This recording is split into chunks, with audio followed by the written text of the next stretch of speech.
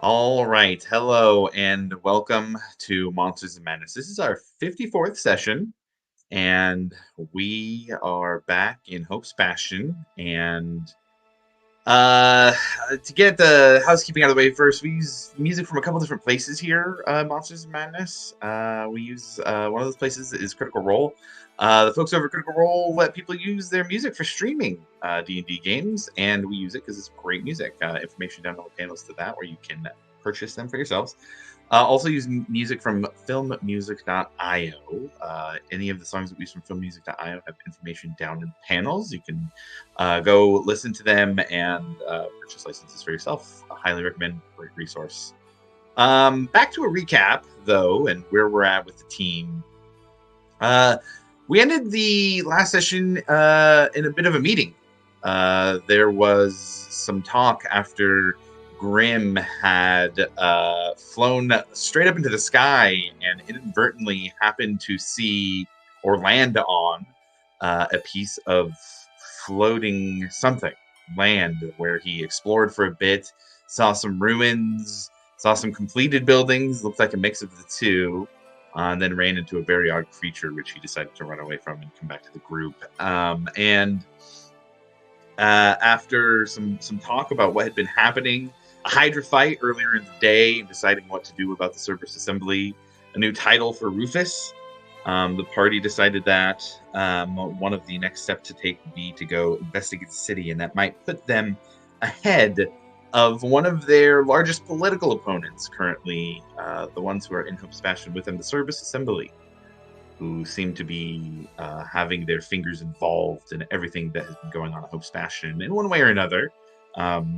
And in particular, here in Hope's Bastion, Trent Ikathon and Jenna Irisor. So, with that, I think we're going to hop back in. I'll give you guys a little bit of an opportunity. We ended it kind of at the end of a meeting. Was there anything that anybody wanted to do or talk about? Or otherwise, I'm just going to move us to a long rest and waking up the next morning and kind of getting together from there. I think I still needed to talk to Trent Ikathon about actually accepting the thing. Okay. We ended at the end of the day, so we can wrap that. We can do the long rest and get everybody started for the next morning. And there's actually some stuff that will help resolve that. Unless you wanted to do it right after the meeting before that. I could do it the next day. That's fine. Next day? Okay, cool. All right. So then I'll go ahead and let everybody mark a long rest and get their spells prepared for the day. It's going to be up to you guys what happens today, if you guys are staying in Hope's Bastion, if you guys are doing something else. So keep that in mind when choosing those things, but everybody can mark a long rest. After the meeting, we can say you all go back to your quarters and in the relative safety of Hope's Bastion have a good night's sleep. And change the vibe up a little bit here. And then everybody would wake up the next morning to a knock at the door and the familiar voice of Emmeline with orders for the morning. She would knock at each of your doors individually and ask for a meeting in the conference room to discuss some goings-on for the day.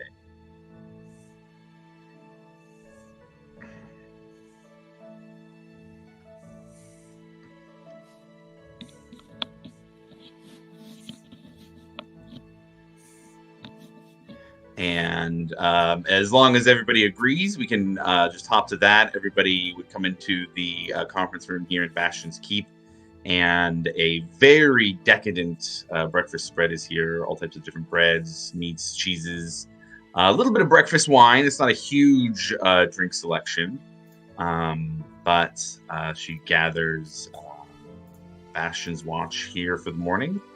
And says, thank you for gathering.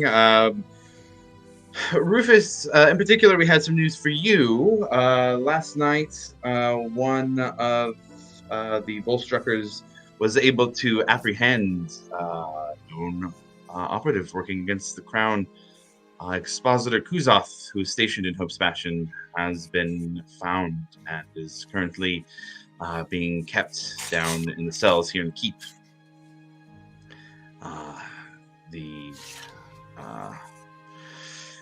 Master and Baroness, I would like to request what your decision is in the matter and how we should handle this. They have said that with the group's reputation for interrogation, they'd be happy to hand it over to you, but if there are things that are more pressing, they can handle it as well. I think for right now,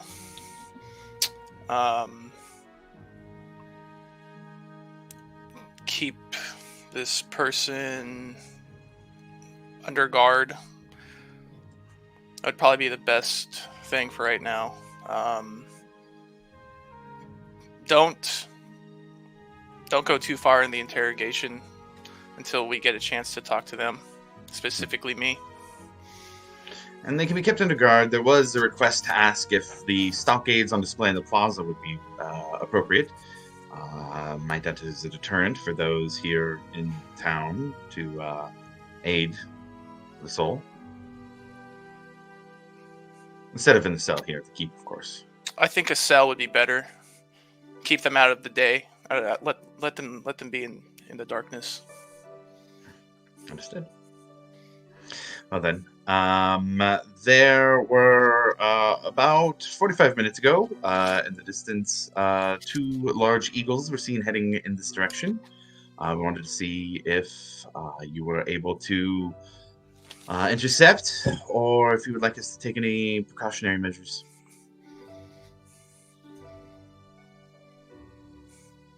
Do you think that they're connected?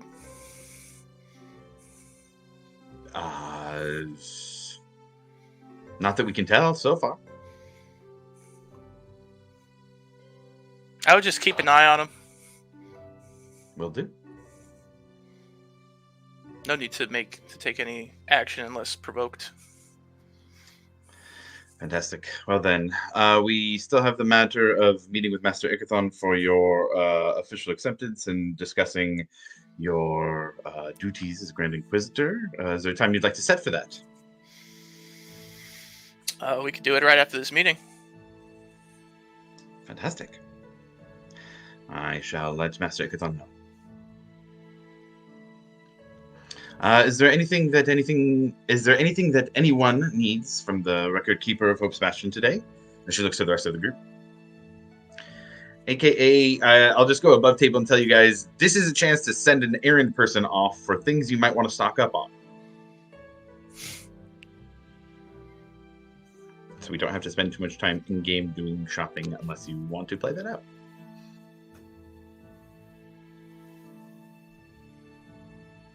Okay. I could use 2 diamonds if that's at all possible. I would like a diamond as well. Diamonds. Okay. Diamonds are a pretty rare resource, but there are some big players here in town. So, Breck, you said you wanted 2 diamonds. Milo said you wanted a diamond. Yeah, I only got... I'm so poor. I will say she's not offering things for free. This is a chance to send somebody to get some things for you with the money you have. Yes. So, if there's a particular value, I assume 300 is around the value you guys are looking for? That's what I was thinking. Okay. Each of you roll me a D100, please. It's for... I feel like this is for a premium.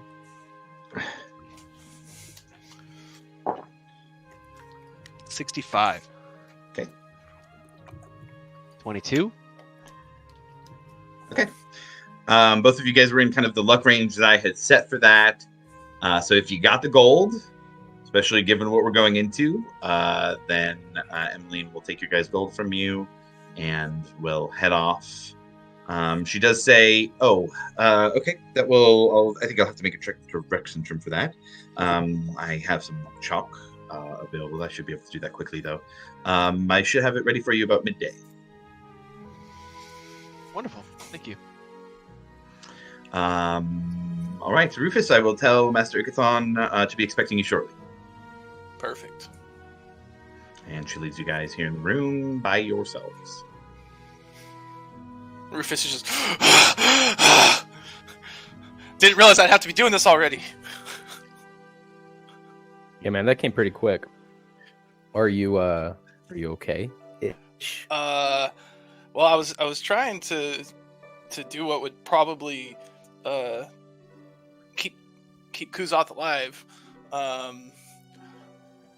mean, I met him a while ago. Pretty all right guy. I hope I did the right thing. I think you did the best possible decision in the moment. I think it was the most anybody could have done, given your position and whatnot. So I wouldn't panic yet. I would just let it ride. You know what you're doing. Just let it play out. There's no reason for anybody to have any misguided or mistrust in you. You haven't done anything to warrant it, so it's fine. Yeah. I hope that we're gonna be able to help him. I noticed not too long ago they were building what looked like gallows. So that might be a problem. One thing at a time. We'll figure it out. One thing at a time. Do you guys kind of take some time to eat breakfast here? Nice spread, some drinks. Yeah. Rufus was hungry. I don't think he's hungry anymore. Okay. Yeah. I think Milo's gonna pass as well. Okay. I I'm will gonna also take the not chance touch the to- food. I'm not gonna touch anything. Ekamos is gonna eat because he, hasn't savored a whole lot, so he's gonna take Yeah. any chance he can. Yeah, absolutely. Breck's gonna dig in too. Yeah, same. Okay. Cool. You guys see Nora come in and plop down next to Squall and just start grabbing some of the eggs and just. This'll do, I suppose. I would say after probably about 15, 20 minutes in here, there would be one of the front guards comes and says, excuse me, Bastion's Watch, I think there's a visit, not a visitor. I think there's somebody out here you'd like to see.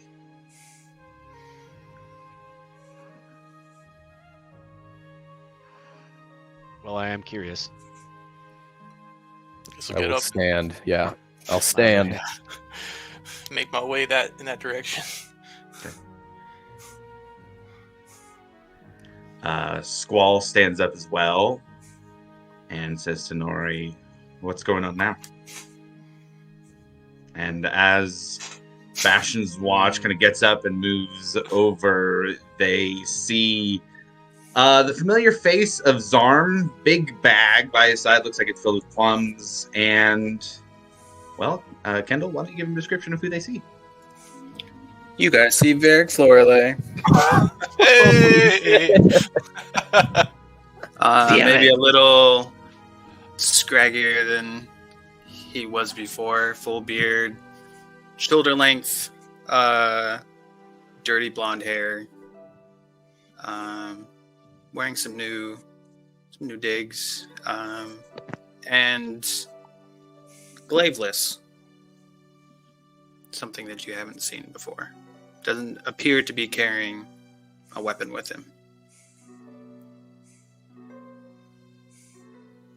I go up right up to him and just give him a hug. Just like God, I miss my friend type of hug. You guys hear Zarm, "Hey, I brought you guys' asshole back." Hey, thanks, Zarm. Ekamos is like mid-eating. What the hell? God, I've missed you, asshole. Don't make me unalive you again. Whoa. Okay, well, Oh, wow. All right. Kidding, That was a I'm lot. kidding. It's been a while. Where have you been? What you been up to? Just spent some time in Craghammer with the dwarves, learning a thing or two, and just getting a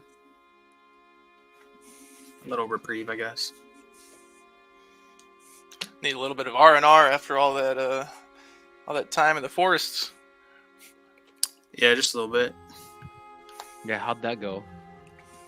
Like, what'd you do after you left? You said you went to your place, right? How'd that go? I mean, it was fine. Just, like I said, just learning some stuff. Did a thing or two. What'd you learn?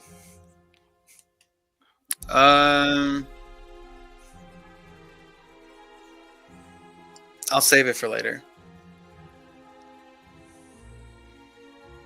You keep your secrets then. Fine then, keep your secrets. It's been like a month, correct, Josh? Like almost. Yeah, the entire trip back from Iman and then some time back in here as well. Okay. You don't have your Yeah. glaive anymore? No. But I have what I need. Must have been hard to let go of that thing. That thing was like your go-to. Yeah, but I mean, it was worth it for what I got. Do you still have Yeah. your like cold hand stuff? Is like that still good? Yeah, to go, you would yeah? still see his Okay. arm is Okay. Well, yeah, it's good to see you, man. Zarm was telling me that some stuff has been going on. So I figured it was time to get back. Yeah, Johnny, why don't you tell him what you saw, Johnny? I think that's something we could probably table for another time. Okay.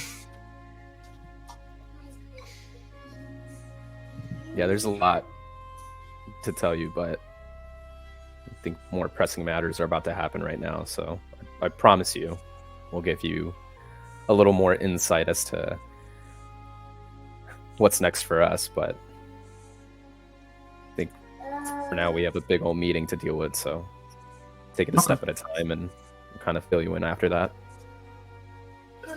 Sounds like a plan.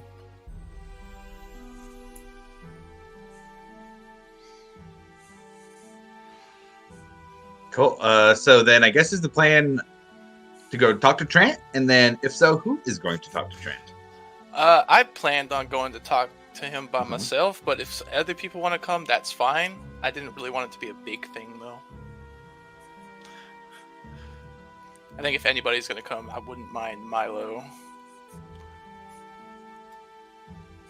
Yeah, if you want to just have it you and Milo, like kind of close, and we'll kind of reconvene and go from there. See what our next step is. Yeah. Hey man, I'm totally willing to go with you if you need the support or anything like that. If you want to go alone, I totally understand.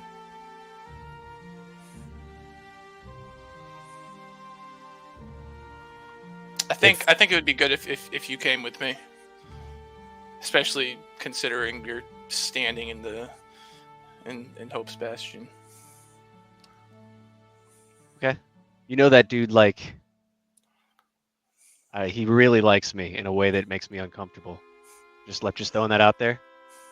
I mean, if you don't want to go, that's No, that's I fine think too. it's fine. You know, I just If he makes you uncomfortable like that, I mean, palms are starting to sweat. All right, here we go. Let's do this, guys. I won't let him do anything. Promise. You can stay behind me the whole time. I think I might- Hey, wait a minute. How old are you again, Milo? Not old enough. Not for this. Oh,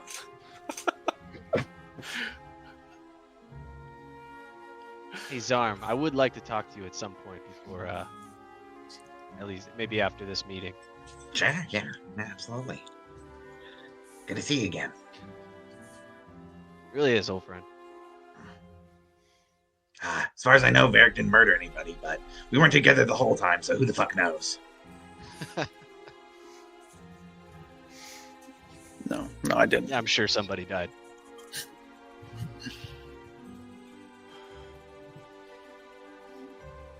And then before you guys all separate, Zarm would turn to Varric, and you'd see that you have super high passive insight. You can get that Zarm gives a sincere, good luck, Flatface, to Varric. I just give him the finger.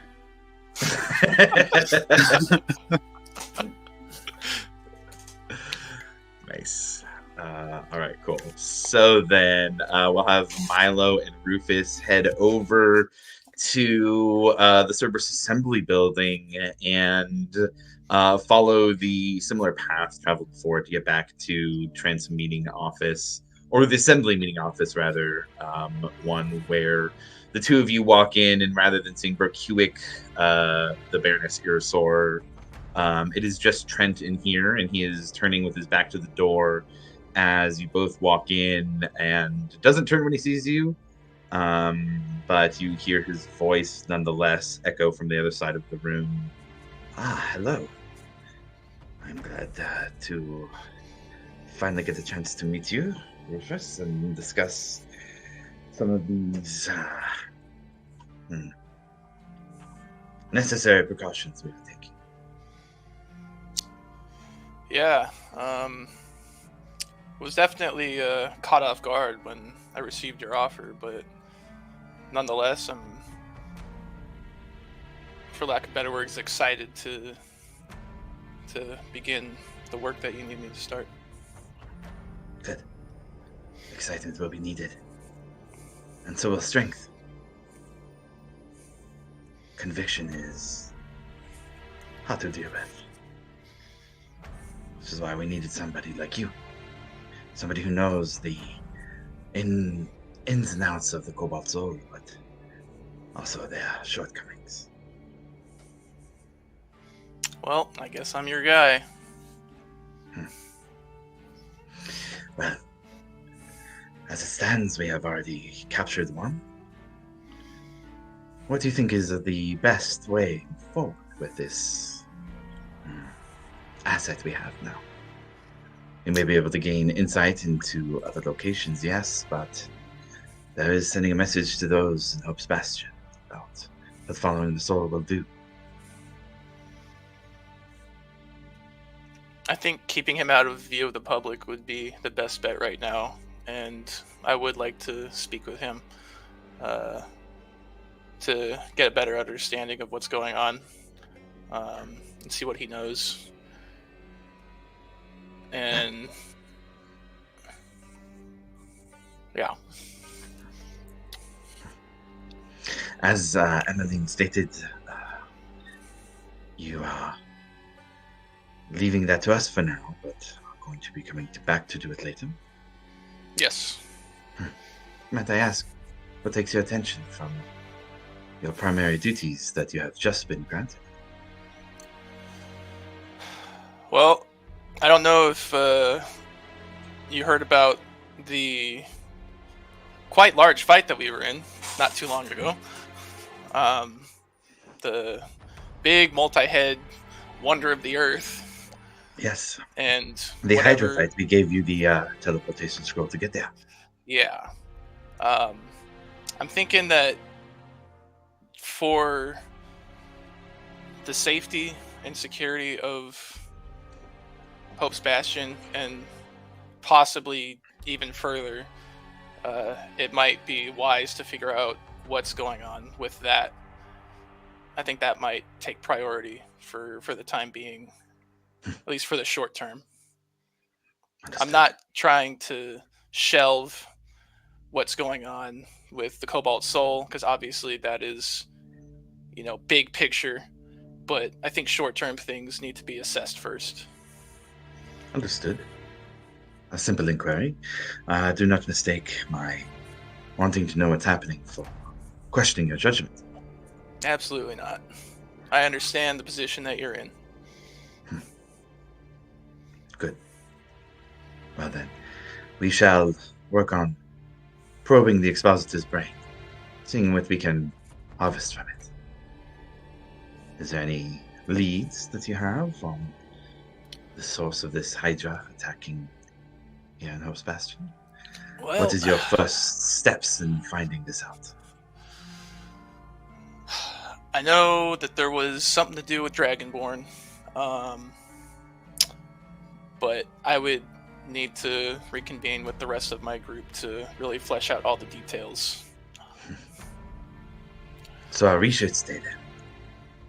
Putting together ideas. Brainstorming. Essentially. Well then, if there's any news to report, I shall send Emmeline to Bastion's Keep Perfect. to let you know. I do have some questions, though, about this position that I've been given. Absolutely. How often exactly do you want me to be reporting to you, or if you want me to report to you, or if there's anybody else? If I am not here, which will be most of the time, but if I am not, reporting to Emmeline will be sufficient for now. Otherwise, you can come speak with me directly if there's anything worth reporting. I do not need a weekly report from you in this sense, but anytime anybody is found or new information is gathered, I would like to be informed so that we can keep ahead of this all ourselves. We'll be working with the Trust, as well as speaking with our allies across Exandria, seeing if they can be persuaded to see our stance on the matter. Okay. Do you have any leads on the whole situation? Other than who was captured, of course. We do think there's a central point here in this side of Wildmount that they'd be meeting. We're thinking potentially outside of Pride's Call, but the Cobalt Soul who were stationed at the ruins of Shouting Ground and those who are stationed here both have disappeared. I think there's likely a central spot that they have all gathered at.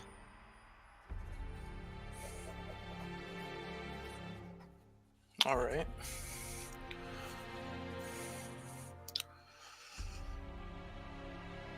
Are there any specific conditions that you need for me or the group? Not as of yet. This is a new position, and as such we are granting you some freedom in how you execute it. But the expectation is that the soul is your target, rooting them out so that they do not cause any more potential harm to the Empire. Okay.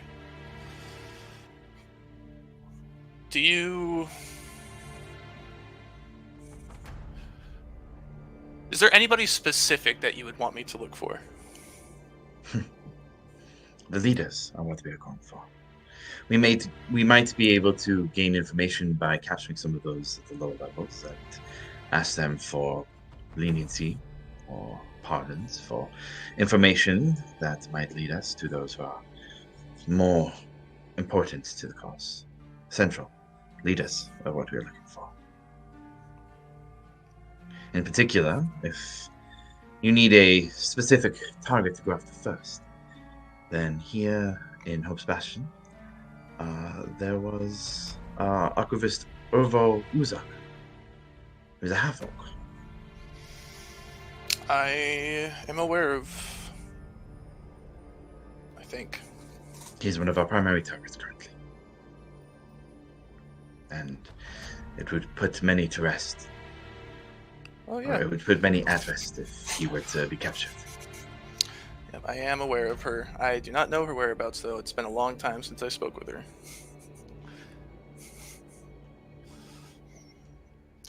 But I will definitely keep an eye and an ear out. And if I am unable to apprehend these people, what would you want me to do? Be as straightforward with us as soon as you can so that we can appoint somebody who is able to execute the duties of the job appropriately. I suppose what I mean is if I can't physically take them, would alive, would you want them to be dealt with? Absolutely. At the very least, if we cannot gain information from them, then neutralizing them is our next best bet. All right, no problem there. Can do. And I'll make sure to keep you as updated as possible. Well, I appreciate that. Execution may be appropriate here in this interrogation of the expositor that we found, but depending on what she gives us, that will help guide that decision. Your decision, of course, but one that will be watched carefully as we move forward. It's fair. It's very fair. I understand. Well, I think those are all the questions that I have. I really appreciate the opportunity that you're giving me. We appreciate you taking time. We are upon you, Sebastian. Just like our youngster Erston, no? And he gives a nod towards Milo. Milo would bow his deep bow, Master Ikathon. Is there anything else you require of me? Well, I guess concerning the Hydra and just this further investigation, we may be out of town for a couple of days, making sure that everything is clear and safe for the village. Incidentally, one of our greatest interrogation assets has actually just returned, and one of his go-to tactics is food and sleep deprivation, but that does take a few days. Maybe employ that before you do anything else. Give me a persuasion check.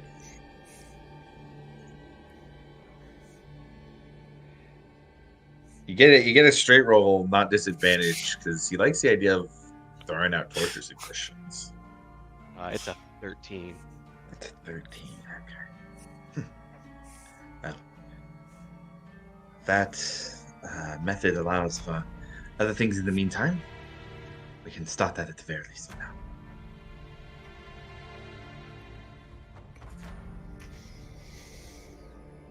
Perhaps as a fallback. I'll definitely keep an eye out. If there's anything that goes on while we're away, I wouldn't mind hearing about it when I get back. I shall have Emily prepare a report.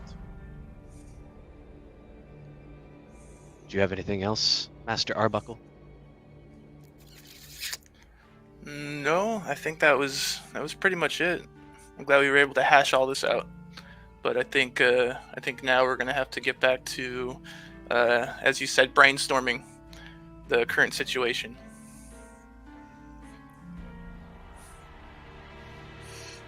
Forgive me. You're going to be brainstorming for a matter of days somewhere besides Hope Sebastian? No. The brainstorming is just the first step. I see. Whatever we come up with, that's what's probably going to take a couple days. I see. There might be some travel involved, but it shouldn't be more than 3 or 4 days. Hopefully. And if it's longer, I guess that means that we found something. I'm going to ask for a deception check here because you guys are straight up lying about going for the Hydra. We haven't done one of those yet, and it's getting a little to that point where I think this is very appropriate for the conversation. So I'll let one of you roll with advantage. You've both been talking about it. You've both been trying to push this lie. I'll let one of you roll with advantage, or both of you can roll separately, and I will roll insight for Master Ikathon. Hey, Rufus wouldn't happen to have inspiration or anything, would he? I do have inspiration, as a matter of fact. I've never been more afraid of Josh than this moment right now, dude. I don't know why, but he is scaring the shit out of me right now, dude. So am I rolling with advantage? Or are we doing separate rolls? I'm open to suggestions on that. My charisma is not the greatest, but I'll roll. how you feeling, man? Okay. I got inspiration anyway, so I can re-roll if I need to. Oh, not bad. Dirty 20. Oh my Dirty man. 20, okay.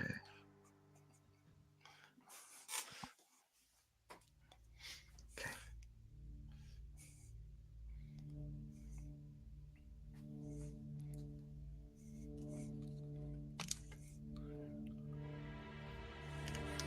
Okay, he looks to both of you and says, well, you must be true adventurers at heart to be ready to go on an adventure.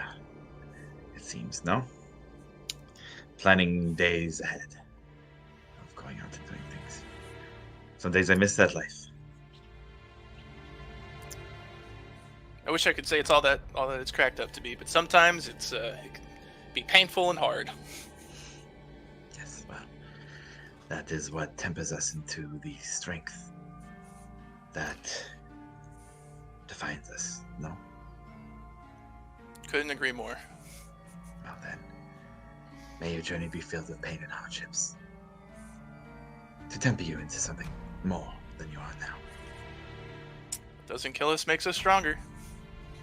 Indeed. And with that, I'm just gonna give a bow and about face and start walking. I'm gonna do the same, Master Ikathon.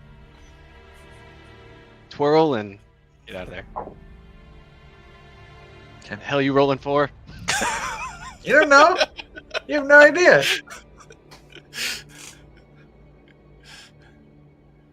You have no idea. All right. So the two of you walk out the pathway to this very almost chapel-like building. It's obviously not religious or divine in any way, but it feels almost monumental, even its kind of small to medium size of it. More medium size. It's not super small, but you walk out. Walk past a couple of the gnome automatons that are just patrolling, a pair of them that are just patrolling outside. They ignore you as you walk by. But it's the two of you outside here. If you want to talk about anything, do anything else, or reconvene with the group. I'm kind of I'm down to just keep walking as fast as we can. Yep, let's keep on moving. Yep. All right, let's do it. Go, go, go. Don't look back. Keep walking. He's doing like the Yeah. old lady hip walk with the Got the weights in the hands and everything. as fast as possible. You guys make it back to Bastion's Keep. Back to find. I'll ask: does anybody want to do anything in the meantime while they were doing that? There would have been a little bit of time for that, half an hour or so. If anybody wanted to get anything done. I think that would have been probably the best time for me to go. I would have gone to the temple, as I had discussed with Milo in the previous session, and I'll probably see if I could seek any guidance at all to see if we can kind of narrow down a direction of where we might be able to go. So yeah, I'll just go to the temple and I'll take out the feather that had dropped before I had flown up to the sky, and in like a room of solitude where I know I'm alone, I will kind of take off, or not take off, but I'll like shed the disguise through the armor to reveal like the actual armor that I now have. And I would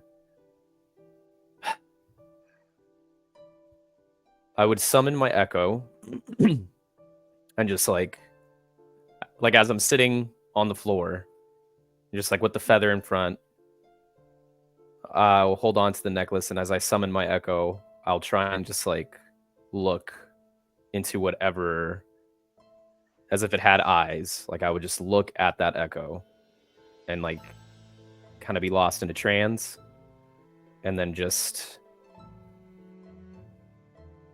try in some way to communicate through that and just ask, I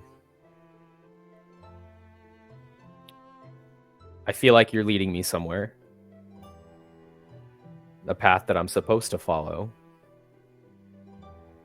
and I want to walk that path, but I need a little bit of help. In whatever way that looks, and whatever way you're able to share, I could really, really use a North Star right now, if you're listening.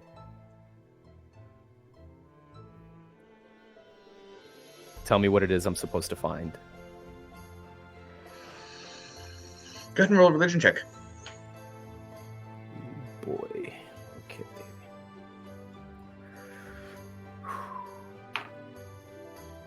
That's 17 plus 2. 19. 19. It's pretty good. It's not 20. It's pretty good.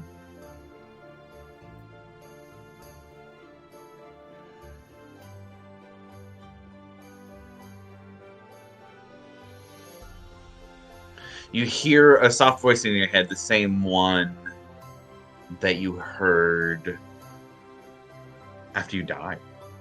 It's very familiar to you. And it says, "You come from the stars, Johnny Grimm. Look to the stars for your answer. What is there and what is not?"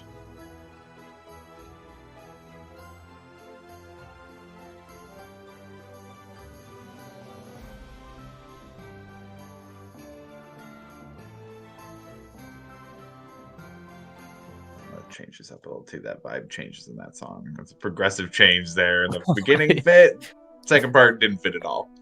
I was sitting here like, yo, this is kind of a bop right now.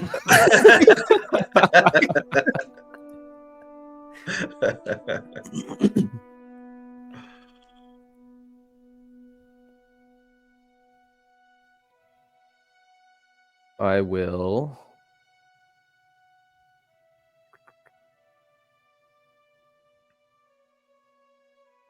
I'll just repeat what she said.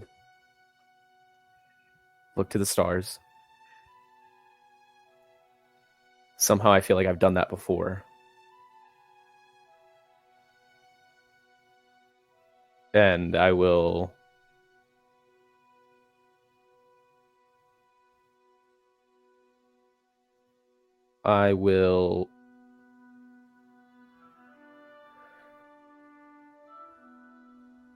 I'll take away the echo.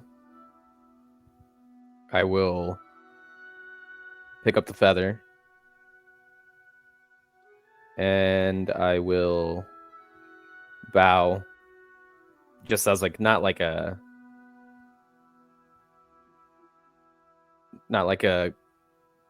servant bowing to a king or anything, but more like just a respectful bow and whatnot. And I will look up one more time and just say, this is all extremely new to me. I'm not used to putting faith in anything that powerful. But somehow you've made the stars feel so comforting.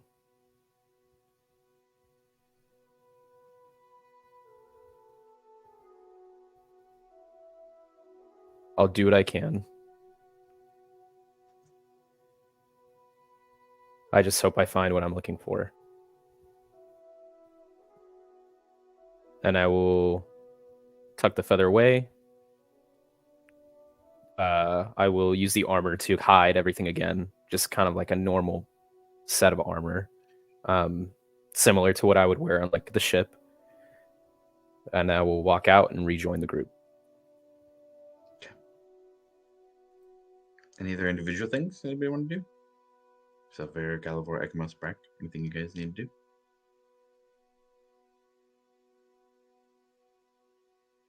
Okay. All right.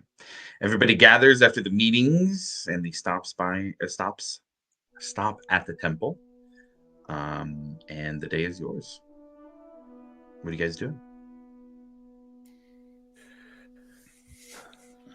Should we game plan real quick in your humble abode, Milo? Yeah, that's probably for the best. All of you make your way back to Bastion's Keep. What's I don't think the privacy is 24 hours? That's a good question.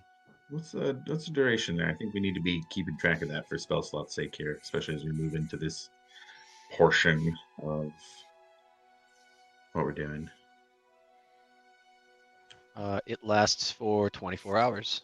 24 hours. Okay, we'll say you still have it on. If you go beyond like midday, Yeah. say you need to cast it again. But I'll give you guys a meeting here for free with still having private thing come up.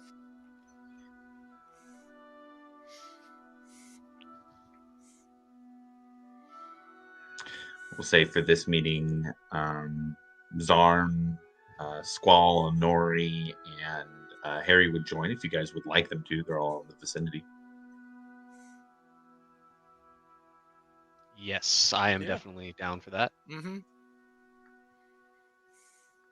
Cool. You guys gather in Milo's room. Was anything restocked in his room? I'll leave that up to Milo. Milo, you got That's up snacks? to the staff if we even have one at this point. I don't Not know. a daily restocking service. No, it is not that swanky out here in this what used to just be a settlement. I know we had a lot of quick Talk to building, the but like Pitmaster there's about not that. luxury. All right, that's top of the list. Priority number one. Once a week complimentary. Everything else got to come out of pocket. And this is how corruption starts. No, Priority number one is no. now restocking. Making sure we're restocked and fueled up for the fight to protect Hope's Bastion. I couldn't see a better way to spend our money. Milo is going to click and lock that door. Semantics maybe, but comfort, yes. So how'd it go? How do you... Gentlemen, we are in a pickle. We need to come up with some stuff and quick. As far as Trent knows, we're investigating the Hydra incident, but I don't think we should be gone for more than like 4 days. Yeah, and if we do get, if we're out longer than that, we could always just send a message back specifically to him, But we do run the risk of them moving in on Kuzoth if that is the case, and that's something I would like to avoid. Yeah, I think we bought him some time. So we gotta be quick. Just a quick clarification because I want to make sure you guys get the characters right. And it's been a long time since you've seen them. Kuzoth is the blonde, short-cropped expositor woman. Orvo is the half-orc male archivist. He was the head guy there. Voth, Blue Claw, was the male half-elf, brown hair, sharp widow's peak. He was the guy who. So there are two expositors: Kuzoth, short-cropped blonde woman; Voth, male half-elf, brown, sharp hair, widow peak. Archivist Orvo, half-orc male. Yeah, I was gonna bring that up. Gotcha. Isn't that your girlfriend, Lucas? I thought there was something Nothing ever between happened. you there. Oh, okay. Note taken, but I got I you. was gonna say, does that reflect badly about us, or at least maybe Rufus to Ikathon? He's like, this guy doesn't even know who this person is. Yeah, I'll hunt Look, him. I have really good memory for about a month. After that, it gets kind of hezzy. Bro, you just play into the stereotype. He's a bird. Like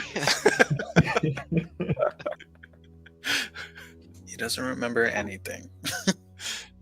Hey, better than a goldfish. So what do we just breaking this girl out of here? Like how we? Oh man. So we don't have to clearly go through everything, but Varric would need a quick recap of some things. Yeah, I will Last tell thing Varric. the last thing that he knows is Zarm told him about the dragon incident.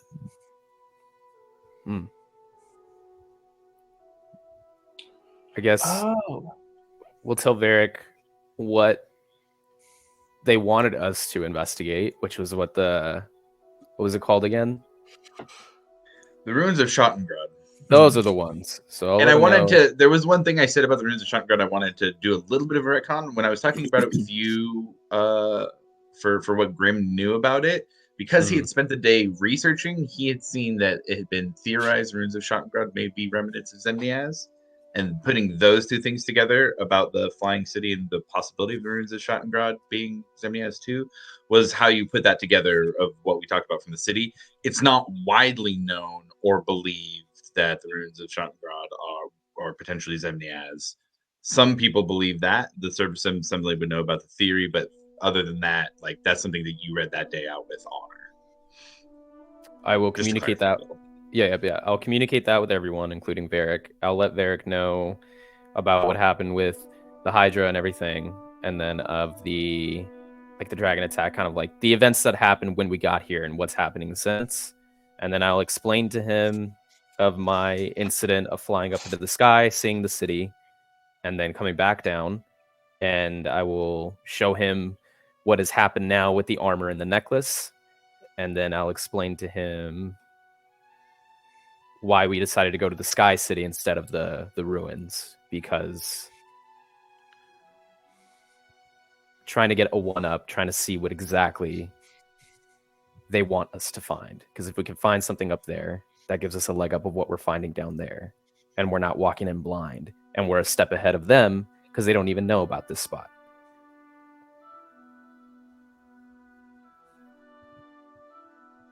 And then I'll tell the group about me going to the temple and just being told, essentially, follow the stars, whatever that means. Not much to go off of, but we'll see what happens.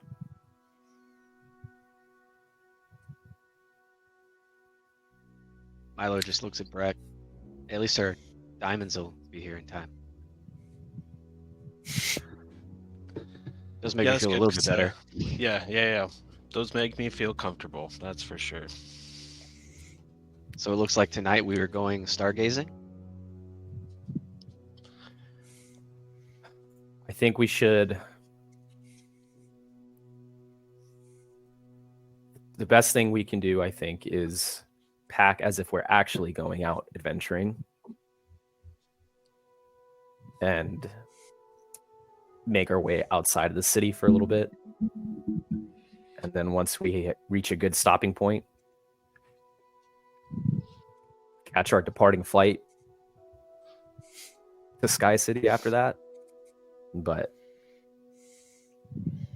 we have to make this still believable that we're actually going out and getting a little dirty on the floor. So I think I agree. Yeah, I'm with that plan. A little bit of Sounds misdirection. Plus, we actually do need some rations, I'm sure. Any questions, Varric?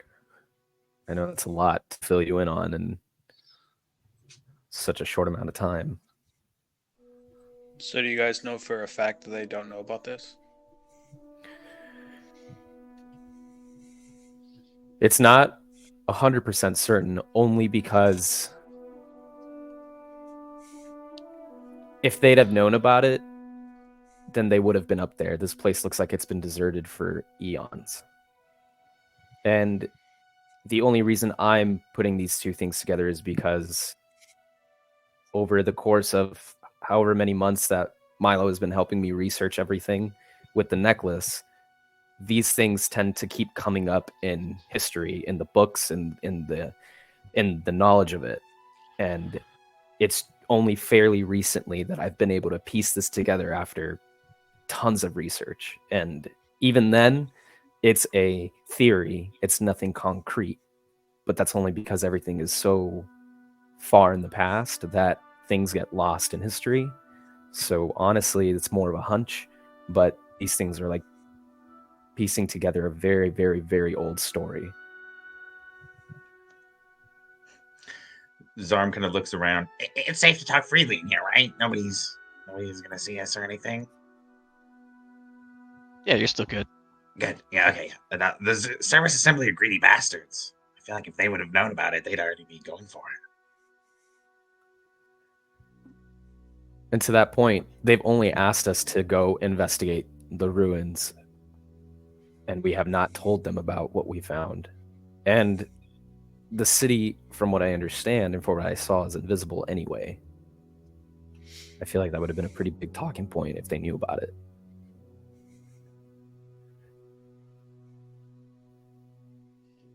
I mean, I could see it both ways. I mean,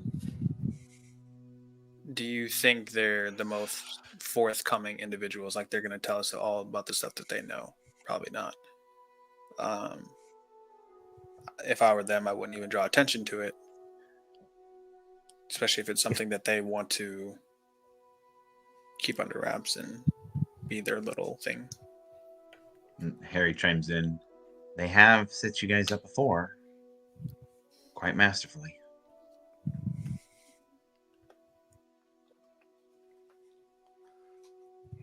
I mean, for all we know, them sending us down into the ruins could be their way to keep us away from that.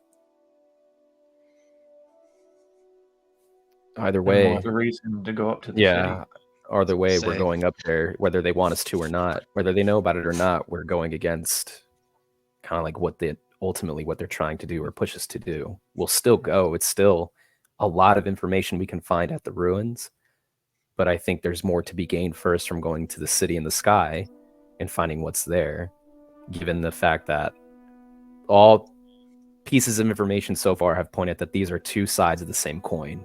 We're just investigating one side first before the other. Also, I'd like to point out, it just hit me. Isn't it kind of funny how the big bad Cerberus Assembly, especially this Rokuic Earthcloak mystery, beefy dwarf himself can't get past what's in the ruins of Schottengrad, and they need us. Hey, what Varric's bringing up, it does sound kind of fishy thinking about it. Like, if they're all big and bad and as powerful as they are, why can't they? Why do they think we're going to have any better chance going up against the stuff in the ruins than them?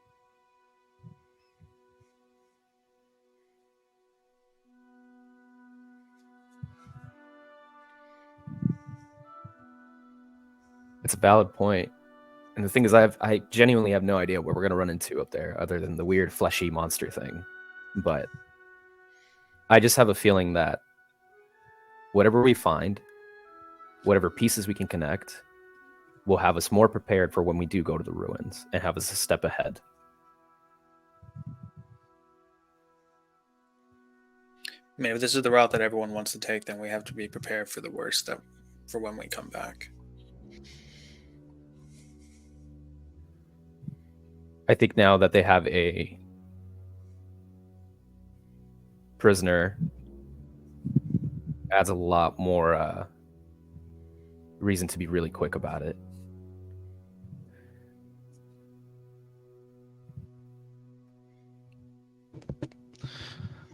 I had the Alcantara prepped and moved north to Ice Haven with enough supplies to get a number of people to Uthadurn in case things go wrong. Do you have someone here who can enact that plan in case things go wrong? If we leave? Not currently, no. I'm just going to stare at Harry. There's no one better I would trust, honestly. Could be my Just sister. kinda gives a sniff. Mhm. I said it could be my sister. Oh, yeah, that's right. She's here. Harry kind of looks relieved. Yeah, I'm not good at that kind of shit. Harry, you stop it right now. You've Look, been man, great. I'm Listen. gunned. I just shoot things. I'm head of security. That's it. I'm not. Just head of security. Ooh. God. I'll Harry, do your something conf- if you need me to. I need your But confidence one of up the here. well, my confidence is great with a gun. Exactly. See.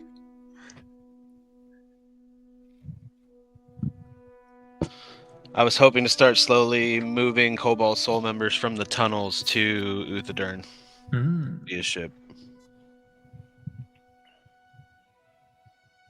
I think that's new information for some of you guys. Yeah. When? Yeah. Kind of a big thing right there. Hello. How you plan on doing that? Other than Is there tunnels that like lead straight to? There are tunnels that lead straight to Icehaven. Oh, well, perfect then. We can work them out. Have we decided on where they're, or have they decided, I guess, where they're going to stash their knowledge? Is that going to stay in the tunnels, or is that going to go to Uthadurn via your ship? I haven't had the opportunity to go speak with them yet. Okay. That would be a question to ask. They were smart. They'd take it with them. That's what I think. Leave nothing behind for the assembly to have. I feel like they'd be able to protect it more in Uthadurn if they can hide it. Oh, yeah.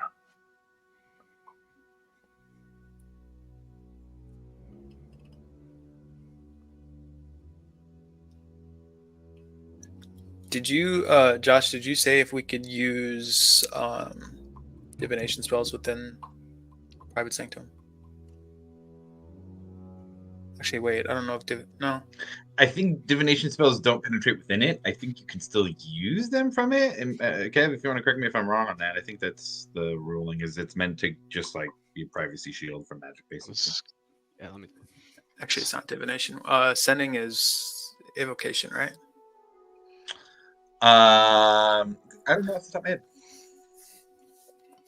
Well, I was gonna see if I could use the stone to have Vasati come join us.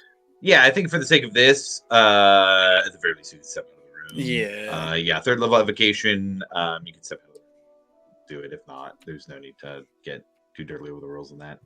It doesn't say anything about it, so. Yeah, I'd say that's fine for sure. Yeah, absolutely. What do you say in the message? Just short and sweet. Just be like, we're having a meeting in the keep. Would be great if you could join us. Important information. Got it. Probably about 15 minutes pass. Is there anything you guys want to talk about in the meantime before she gets there? I just want to jump to that.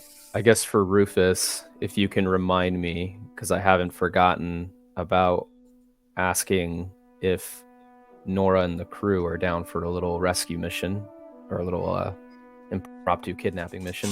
I don't know if you want to just shoot me a quick message or whatever, but like the name of the person, where they're at, any notable features of them, like how they look or whatever, and they're like any information I can use to give to them to see if they want to go on a little adventure.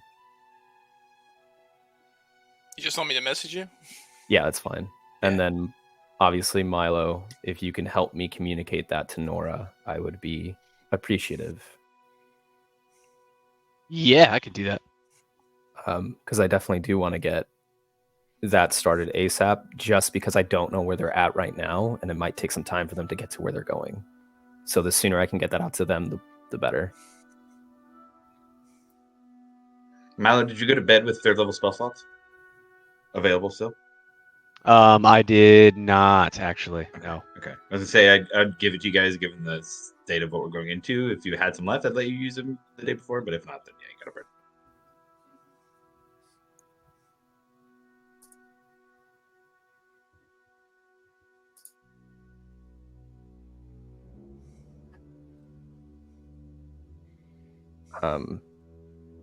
But other than that, so I'll send Nora a message when we can before we dip out of here so that I can get started. And then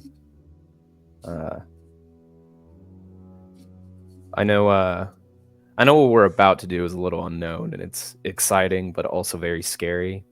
And while coincidentally there's a lot of pieces that help us out in the grand scheme of things, selfishly, where we're going could hold a lot of answers to who I am and where I'm from. Somehow, some way, I feel like something is guiding me to this place. I don't know what it is yet. I don't know what answers we're going to find, but I just want to really say thank you to all of you for wanting to go do this. I've never really known a family outside of the last song, and especially here. So it means more to me than you will ever know. that you guys are willing to go do this with me and find these answers with me. And there's honestly no other group that I'd rather do it with than you guys. So for whatever that's worth, I'm glad that you guys are wanting to join a assassin pirate to find the answers to his what looks like past lives.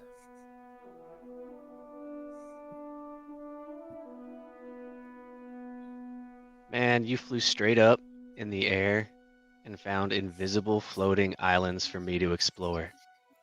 Thank you, man. And he just like grabs him and just starts to hug him. This just feels right. This just feels nice. I'll try not to steal all of your stuff when they restock next week. That would be very nice. Thank you. And then, whenever we have time, Milo, I have the info for you to send to Nora. So once we're done with the meeting and stuff, we can send that super quick. And you intended for me to spell that away, right? Not a physical note, I'm assuming, for this? Honestly, it's whatever is easiest for you or whatever's the best. I would... Whatever sounds like gets... a not paperwork kind of thing. I think it's a direct sending to them. Yeah, okay. Like a voice in her head type of thing. Sounds about right.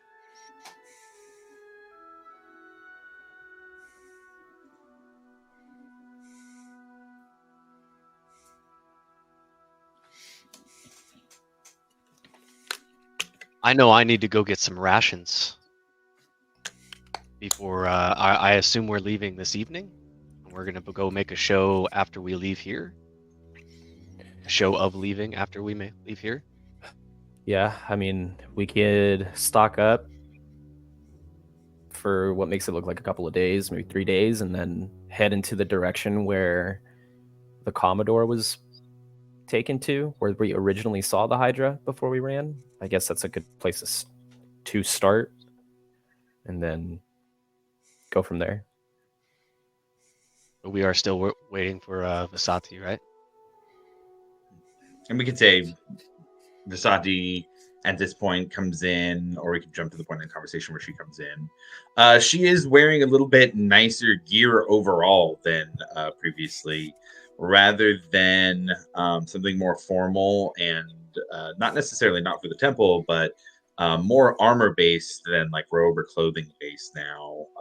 Bigger shoulder pads that are kind of coming off with very distinct and elaborate motifs of Pelor, somewhat matching some of Ekimos's gear, or at the very least, iconography dedicated to Pelor. She comes in and first goes up to Varric and gives him a we'll call it a floor-lie hug. Not a ton of emotion, but she's very obviously happy and relieved, most importantly, to see you. And she turns to the group. I'm glad to see all the Masters of Hope's Bastion are back in one room.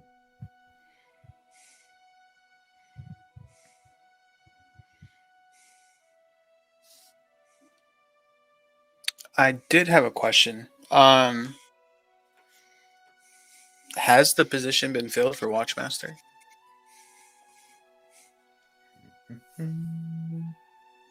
I would say not yet. This is the first time everybody's been back, and the way it's been kind of weird with the appointments. I'll just, for the sake of this, say not yet. Okay. Yeah, we would just kind of fill her in, I guess. Okay. Everything? I mean, I'm the one being filled in as well, so I guess that would be up to everybody. Yeah, everything. I feel like So you're gonna tell her anyway. Yep, I'm gonna spill the beans. We trust Varric. We trust her, right? Yep, yeah, I'm gonna spill my heart out. Everything. Breck, do you share the thing you saw in the temple when you were praying to Bahamut? No, I do not. Okay, got it. All right. Then she'll take it all in over the course of the 20 minutes it takes to give a brief explanation of everything you guys had going on. But she steels herself and kind of gives a response. Well, I was gone for a while too, but now that I'm back, I can do what I can to help keep the assembly off of us and keep their eyes elsewhere. The time you take in this quest is every day is going to be leaving Kuzoth at risk. The assembly knows what they're doing. Don't forget that. And they might not know what you're doing exactly, but they probably know what you're doing. Don't forget you're playing chess here. And your pieces on the board. Play the game right. And I'll do the same here with Michonne. At least until you're back.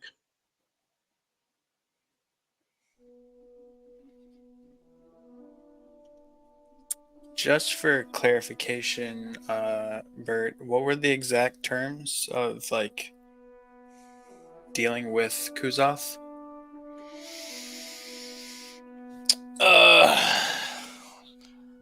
Well, I got them to hold off before they decide to do anything, but they're gonna more than likely get information out of her and then execute her. So they're going to be the ones to talk to her. No. I told them that I wanted to talk to them, but I don't know how long that's gonna like hold.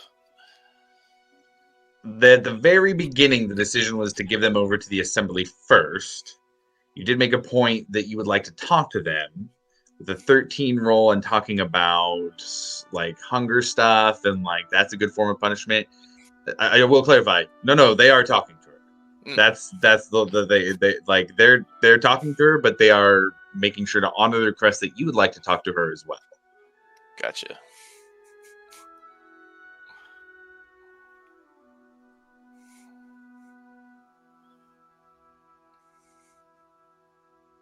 Did they tell you what the end goal is? Like, is it just execution or? I mean, they want information. And then I'm sure that once she's no longer valuable, that's going to be thrown to the wind, you know? That's going to be the end of that, and they're just going to move on to the next one. So then we need to find something. We have to make her worth something. Yeah. The more valuable that she is, I'm sure the longer that she'll be alive. What if she assists you?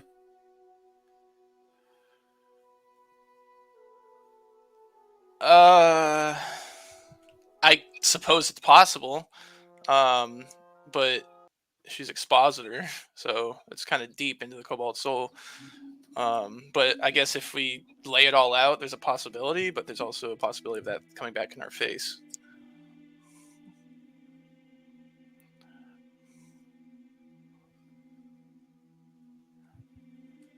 I mean, it's worth trying. Yeah.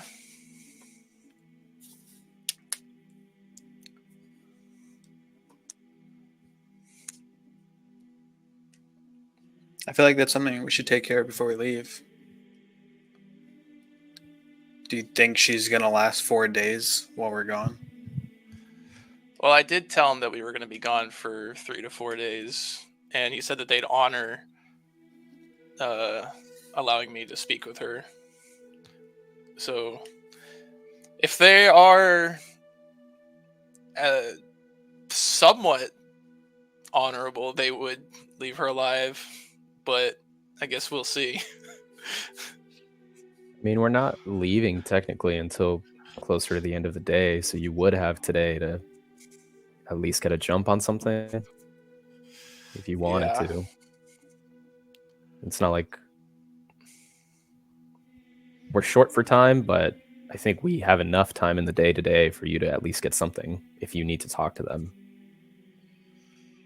I just don't know what it looks like after you're done talking to them. See, that's the thing that I'm worried about. Is if it doesn't go our way, then, you know, she's still going to be with them until she's not. And then there's also the possibility of her essentially telling them what we're doing, or at least what I'm doing.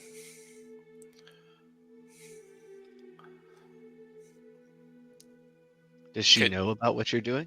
Absolutely not. But if I go talk to her and lay it all out in the hopes of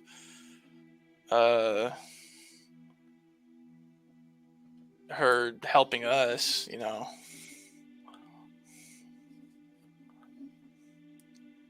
I would just say be very selective about what you tell her, knowing that she is going to be questioned by magic almost immediately after you're done.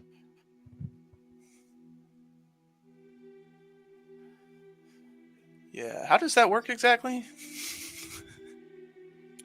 You talking about Zone of Truth?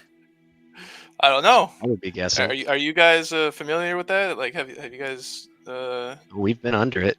The only time we've really heard anybody get interrogated lasted about 2 seconds, and they screamed really loud, and then they're like, "Yep, we know what happened." I don't think it's the most pleasurable experience for whoever goes through it. She's not going to last 3-4 days. Wreck.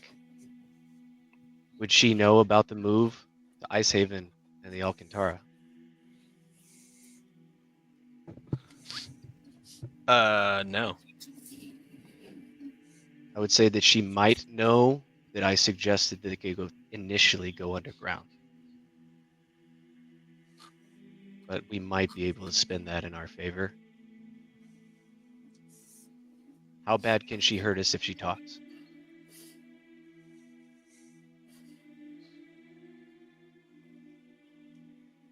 I'm not sure. I haven't spoken to her since. Well, it's been a while.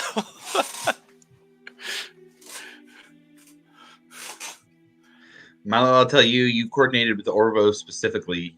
You're not sure the extent of what he would have told her. Okay.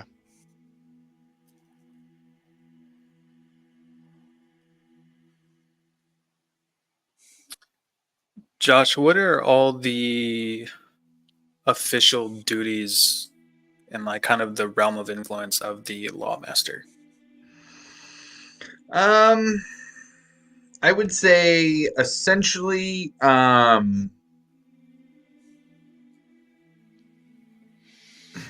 over the courts of law. So you would have jurisdiction over the courts of law that exist. So there would be some level of administration over deciding how trials are handled, how people are punished with or without trials, what kind of punishments get what crimes. There are, I guess, for lack of a better term, federal guidelines, right? Full empire guidelines that you'd have to follow as a base, but there is a little bit of leeway if those are approved to the king and approved at least like by somebody with a royal seal or something like that. So there's administrative ways to change things a little bit. Looking over the places where people are kept and, you know, administrative things like that are all part of it. What I would say, just like from a rules perspective, on the boring side of things, not the narrative side of things, it's not fully defined in the book. And this is also a place where new things are happening. So if you're trying to, you know, suggest something that might or might not be under that purview, this might be the place to do it, given the pioneering attitude of the settlement post-fashion and the new things that are happening.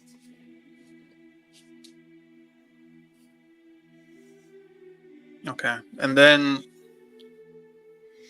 do we know if the king was missing when we were appointed these duties? I don't believe so. If I remember correctly, I don't believe so. Not at the time.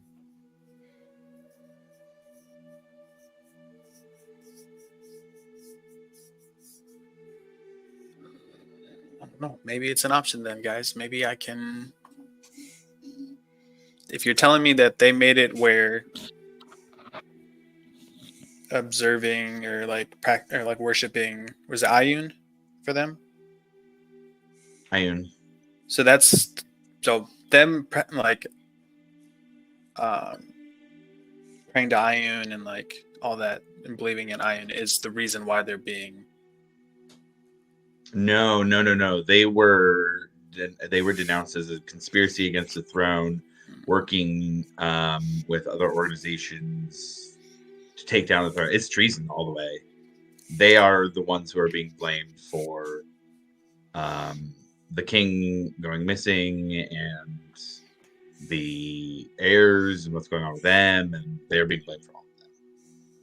Can we ask, or can we get more concrete info of like what trail do they have? Is this just like this person said this? Is this like a hearsay type of thing where it's like this person said this, so then we're believing this? Or do they have like hardcore evidence of these people doing this, what they're accusing most of the Cobalt Soul of doing? Like, you show me the Carfax, and then we'll go from there. Yeah, but like, I did ask about that last time. You guys have Ikathon's ear. You can't ask. I didn't ask him specifically. I asked who was the other person that I asked? I can't remember her name. Emmeline? Yeah, was she the one that brought me the paperwork? I believe so. Yeah. She didn't seem like she knew really. I mean, she's kind of like the secretary. Sort of, yeah. And she was, correct me if I'm wrong, but she was also the one that was kind of like on the fence of everything they were doing as well, right? Yeah. Like she was kind of like, I hear what you guys are saying, but you're gonna have to do a lot more to convince me to really turn my back against the Cerberus. Yeah, it was essentially like, I just met most of you people. Yeah. I walked into the room and you're trying to radicalize me against the country I grew up in and have never had a problem with. We could definitely I'm gonna need a minute. Yeah. We could definitely ask her, like, what hardcore evidence is there to support this theory that the Cobalt Soul has, apparently just started going for treason, right? Like, it's just a crazy accusation to throw around without any sort of evidence other than, like, well, I'm Trent Ikathon and I said it, so that's what we're going to do. Zarm's just kind of chewing on a palm. Oh, yeah, I mean, that's kind of what they do, though. They just do things and then make up reasons for doing them. They're real bastards.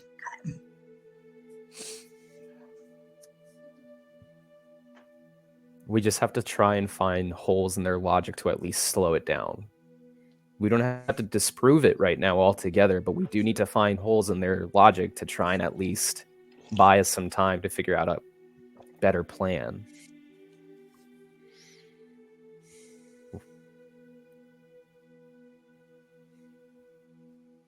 Because from what it sounds like, the road that this is going down, we're gonna go full on, like, head on with the Cerberus assembly. And right now, I don't think we have enough firepower backing us up to win that. No, we definitely don't. But we're starting to, and the stuff that we put out there is starting to branch off, right? Like we have people from the League of Miracles looking into stuff on that side. We have Honor here, who's also looking into things on both sides from the League of Miracles and here. So she's aware of everything, but that's still not enough. But what we need now is, well, I'd love to go in and just bash some heads and say, fuck it, and just drive a dagger through some people's throat necks. Right now, it's definitely where we have to be a little more conniving in the political realm to at least buy us some time and give us some leeway with people who may be on the fence, even those who have grown up here their entire life. Like, it sounds like Kuzoth might be the one buying his time.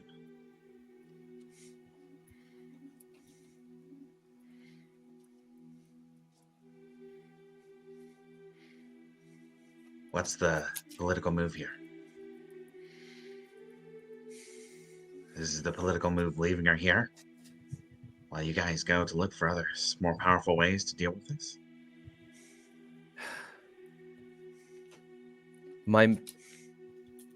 I just know if we were to try and do something pretty drastic,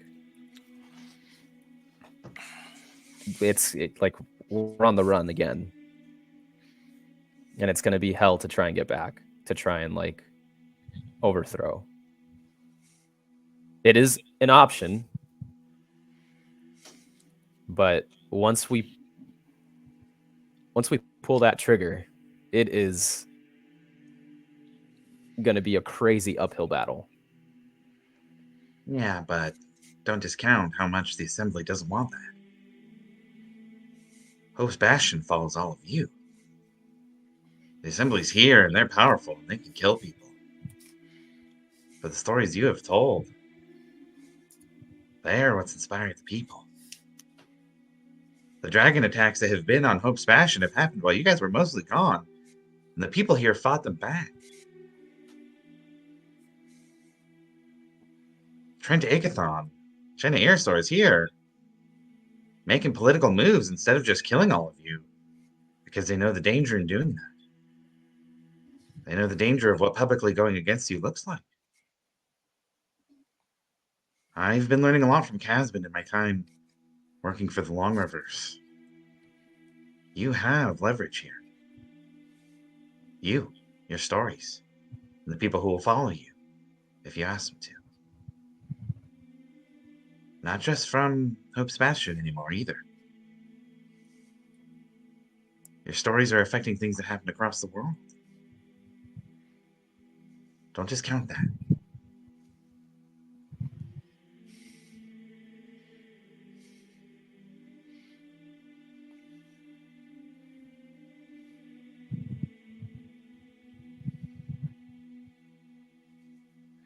So it's either we start a coup now or we start a coup later.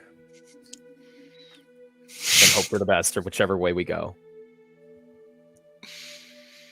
It doesn't have to be a coup. And it doesn't have to be so strong initially. But I think we should at least establish some sort of foothold so that we aren't just being bullied by them.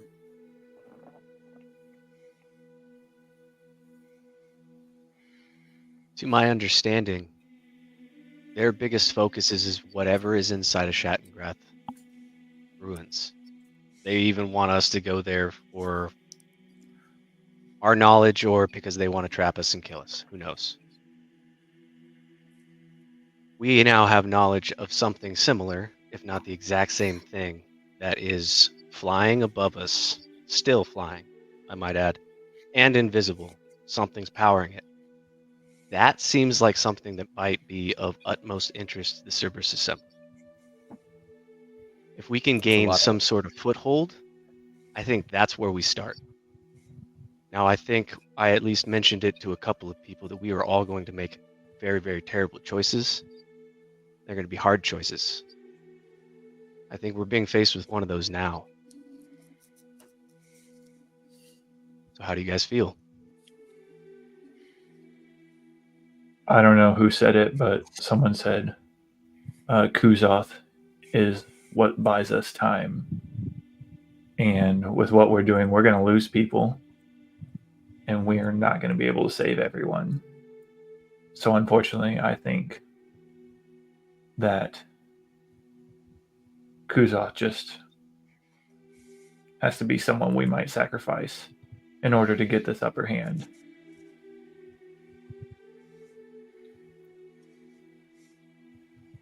That's assuming there's an upper hand to be gained in the first place. Well, from what Milo says, like if this is from what they're looking for in the ruins of Shattengrath, if what we're finding is pretty much the same thing, we have 50-50 chance of finding what they're looking for or something better. Especially if they don't know that that's up there.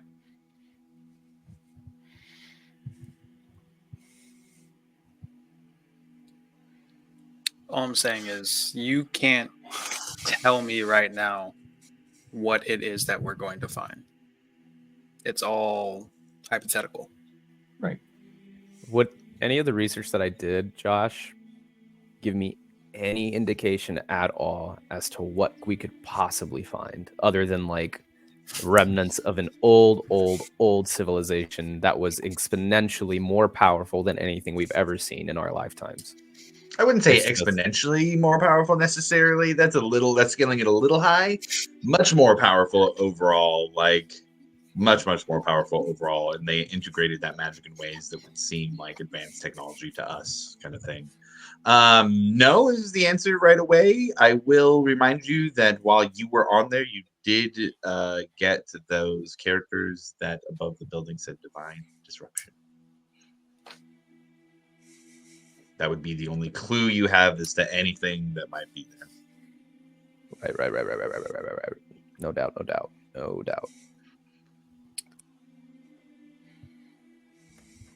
Zarm chimes in. I mean, you guys don't have to spend the full 3-4 days up there. It can be dangerous in the first place. It could just mean that the longer you spend there, the more likely it is that she takes the heat. You can go up there and maybe it's a quick trip. Maybe you find what you need in a couple hours. Flying gets you there quick if you need to.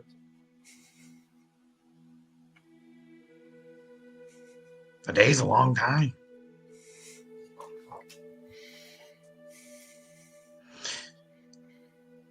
Maybe it just means that you weigh coming back sooner rather than later and not spending as much time up there.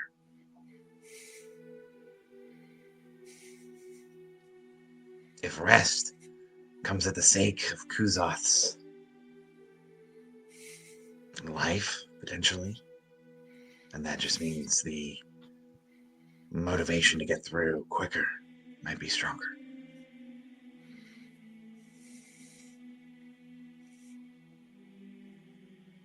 I don't plan on losing Kuzoth either. We could do a Would party be very, split. very motivated in sparing her life. That is for sure. Well, But I mean, as no good. but as things stand, we don't really get a choice. We don't get a choice in anything. No. We don't know what we're going to find. We don't know what they're going to choose. Everything right now is hypothetical. Rufus, you mentioned stockades, right? They wanted to throw her out in public as one of the possibilities. Yes, but I persuaded them to keep her out of the public eye. Can you unpersuade them? Do you think that would help? Maybe. I mean, if you can keep her in public, then Harry and I can keep an eye on her and pass messages to her about what her state looks like. I could try. Also, what guarantee do we have in saving her life?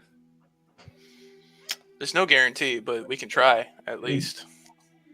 So there's no guarantee either way. That's And why I you was guys are bringing up my position and hopefully being able to have a conversation. Right, is your position going to be able to overthrow the ruling of a traitor to the crown? I know you have a lot of sway, but that's literal, like treason to the crown. She hasn't Treason been falls under the she court hasn't of been law. tried yet. There hasn't been an official trial yet. Not until the Grand Inquisitor calls it, at least.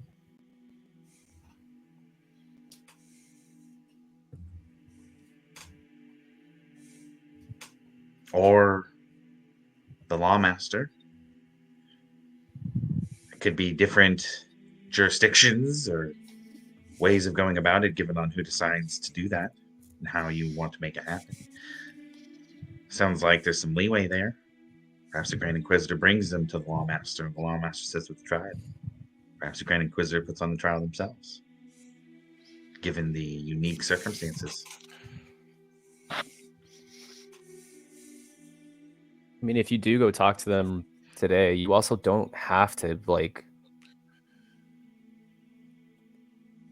how do I put this? You don't have to get all the answers right now. You can make it look like you're making them sweat, right? You can stall it in a way, get just enough, and leave more to be gathered later, so that there's an incentive to keep them around. But you can make it look like in a way where you're making them sweat, where you're making them kind of like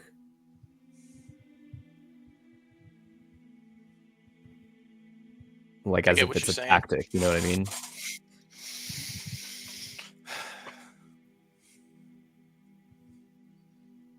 I'm thinking I might be able to convince them to let her tag along with us. Because that's what you were saying before, right, Derek? Yes. I was suggesting that maybe we could have this conversation with her and turn her and use her as more of an asset. Expositor, from what I know, is a higher position.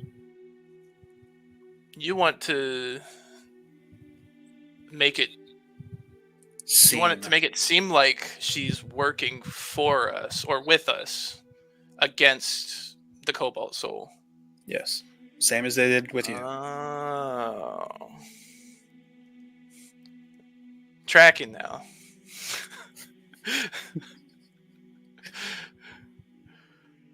The only thing we need to do is have a conversation with her and put that idea in her head.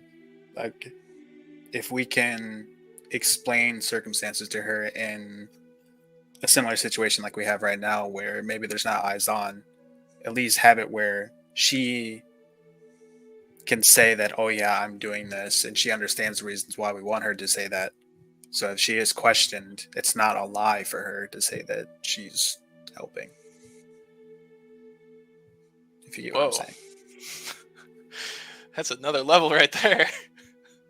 You just have to be really, really slick with what you say, but you have to plant the idea in her head. Yeah. So you want her to actually believe that she's working against the Cobalt Soul.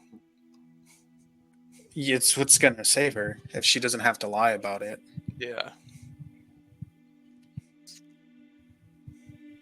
Actually turned. I don't know. That's morally gray. No, I know that's going to save her life. That's going to save her life, but what happens at the end of this if it does? We're buying time.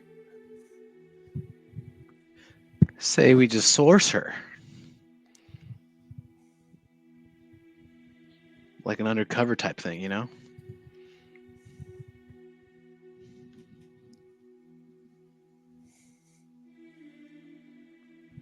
This is a lot.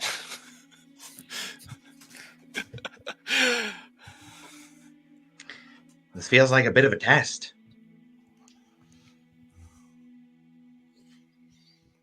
I think if we're going to do that, we're going to need to figure out the whatever motivation they're spreading for the Cobalt Soul to go against the crown. Yeah, that'll be part of the conversation, because how can we interrogate someone or get answers out of someone if we don't even know what they're actually being charged with, or with what evidence they're being charged with? Yeah. Also, another thing to consider, we don't necessarily have to leave. Like, I mean, it'd be good to leave tonight, but we can give it a day. Like, and yeah. We've already explained to him that the reason why we're going out is to avoid any potential threats that are still lurking on the outside, because there won't be much use of us going to like ruins and shit to investigate or whatever else they need us to do if there's no city to protect, if it's destroyed by whatever else is lurking out there. Right. So to avoid any other surprise attacks, we want to try and get them first. But like we have that time, like, and this is also a priority. So we could see what today leads, if you want to go talk to them and try and kind of do that. And if we have time to leave today, we can leave today. But if not, we could always leave tomorrow.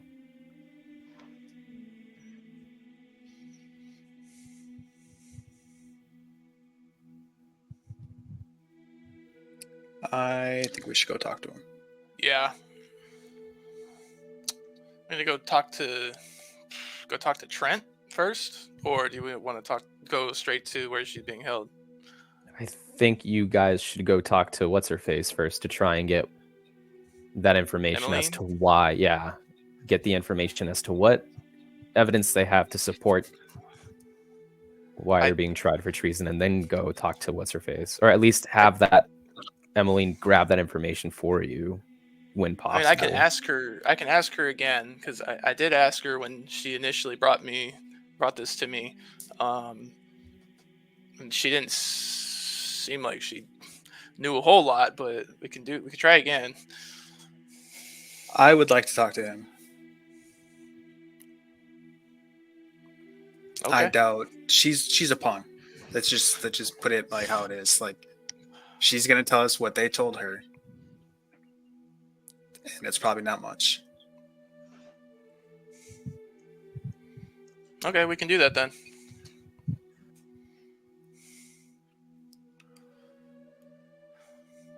What time of day is it right now? Still pretty early.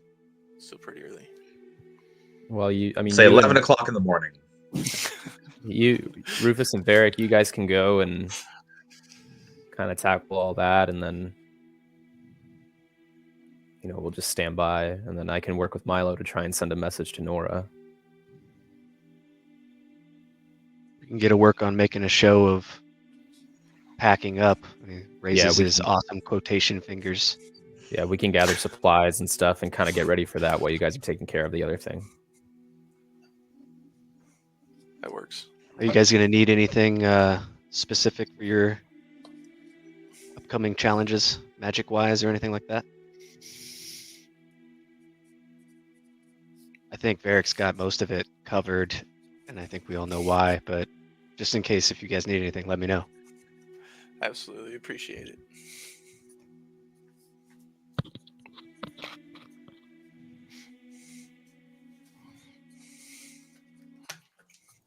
Okay. Is there any side things anybody? We got a couple people going to talk to Trent. Any side things that anybody would like to do besides that? It sounds like we're going to get some rations and stock up on stuff. Yeah, I did want to talk to Zarm, but I just wanted to get like a lowdown on what his perspective was just on recent movements and stuff like that.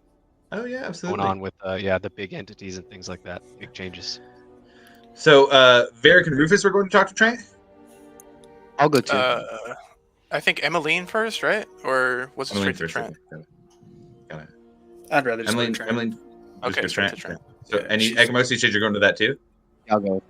Cool. So then we'll say Milo, Grim, Alivor, and Breck are still in here. Zarm as well. Milo, if you wanted to have that conversation with him there.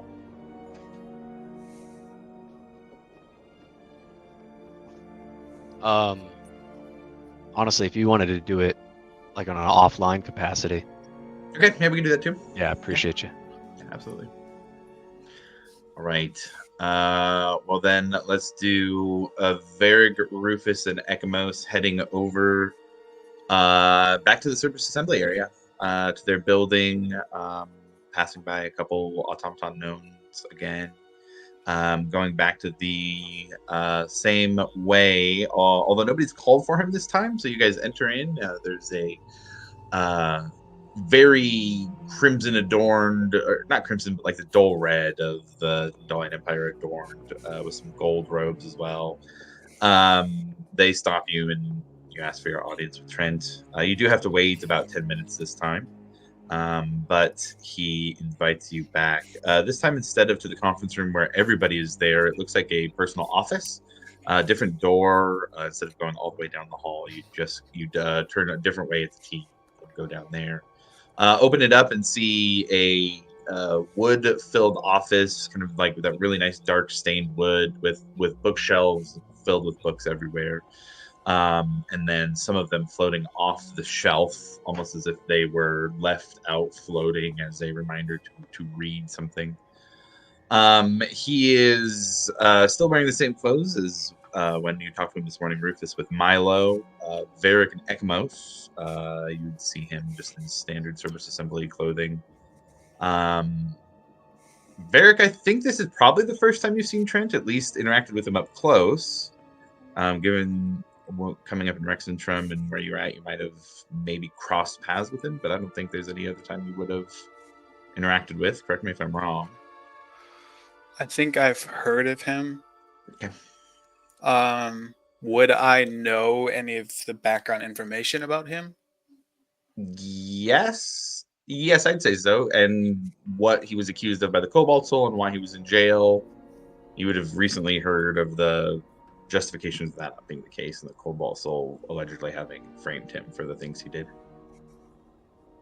Okay. As you come in, he's on the other side of the room, sitting at the desk, writing manually with a quill. He puts it in the ink pot as you come in. Hello, Grand Inquisitor. It is good to see you again so quickly. As there are changes to the plan. Not necessarily changes, but we've decided that it would be good to speak with Kuzov sooner than later. But just want to fill in the gaps with some of our knowledge as to the events that led up to the Cobalt Soul being essentially trying to overthrow the Empire. Yes, it is quite surprising. I'm sure you can understand there's some sense of propriety over all of the details we can share in order to maintain the security around making sure it doesn't happen in the same way again. But if there's something I can share, I certainly will.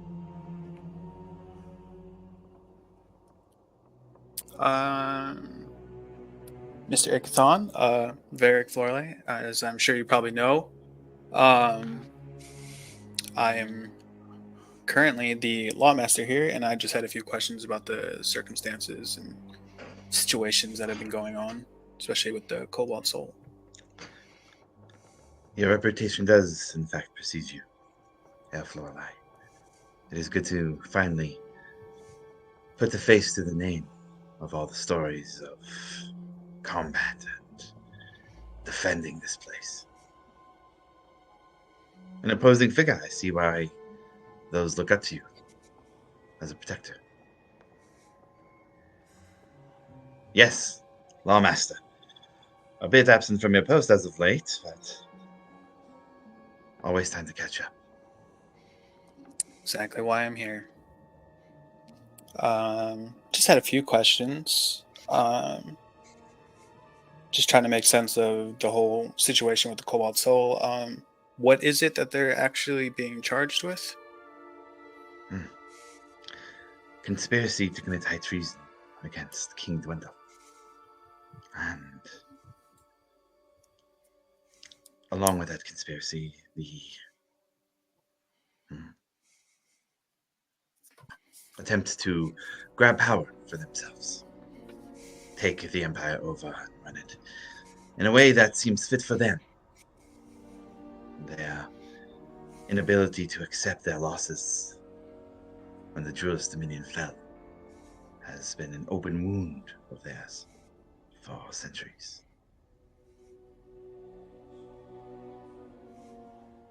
Okay. What evidence suggests that they were trying to do this? Very compelling evidence, Lawmaster.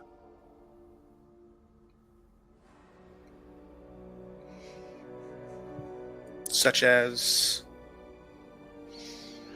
As I stated, there are some things we need to keep secure. Do you have specifics besides asking for any and every bit of evidence that we have found against the Cobalt Soul? Probably not everything, but I guess the most damning evidence you have. I mean, we're talking about courts of law here. This isn't just, well, I feel it's compelling enough to say somebody's committing treason. He leans forward a bit and crosses his fingers. We are talking about courts of law, Varric. But we are also talking about royal decree. The Cerberus Assembly has let you know that we have found sufficient evidence to declare the Cobalt Soul traitors.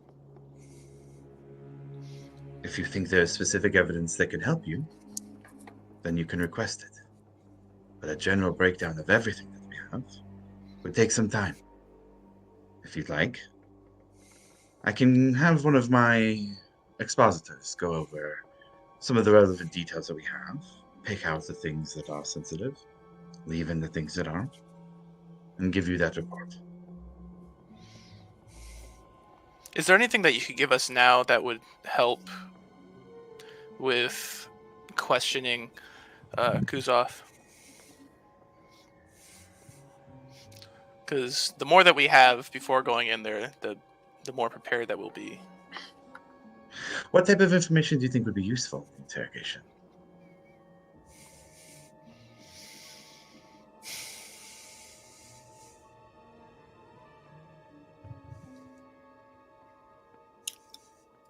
I would say anything that clearly states or shows that they were attempting or planning to commit high treason.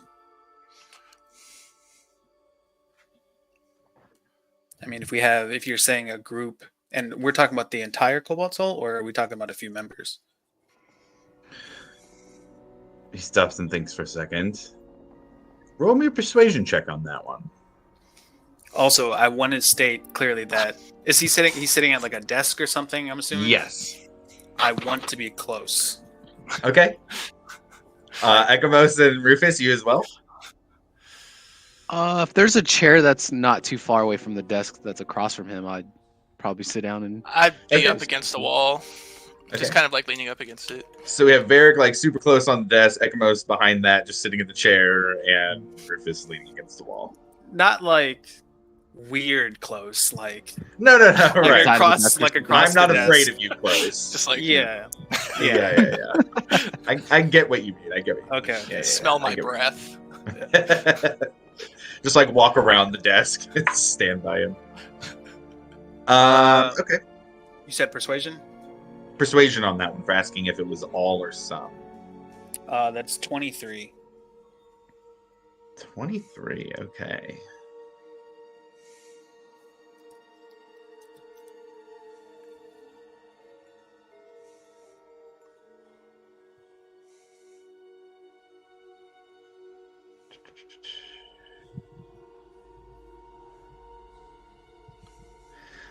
He does respond to that with, although we do not think that every single member of the Cobalt Soul was themselves involved, that is what we aim to figure out. We have found enough high-ranking members to suggest an organization-wide attempt at attempting a coup in the Dwendalian Empire. Do you have a list of names?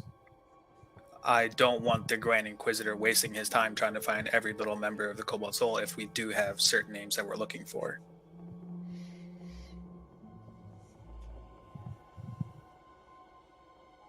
"23, huh? I mean, I just feel like that'd be like a gross misuse of his position to just be like, oh, I found this member of the Cobalt Soul. Yeah, he doesn't know anything. Oh, here's another one. He doesn't know anything. This dude tended libraries. Like,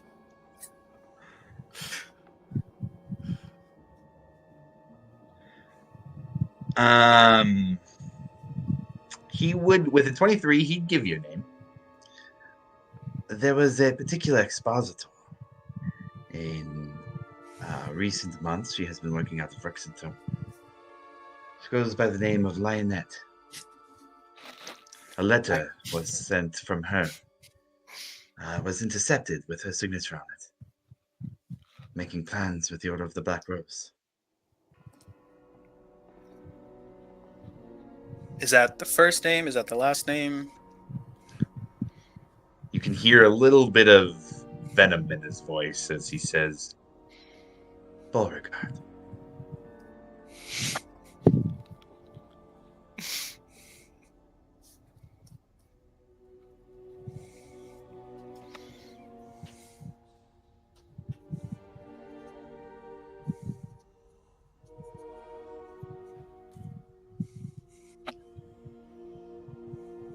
So she's doing this on her own,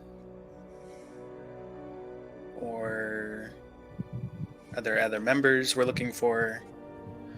There are other members. That is enough evidence for us to start. That was enough evidence for us for the assembly to start digging further.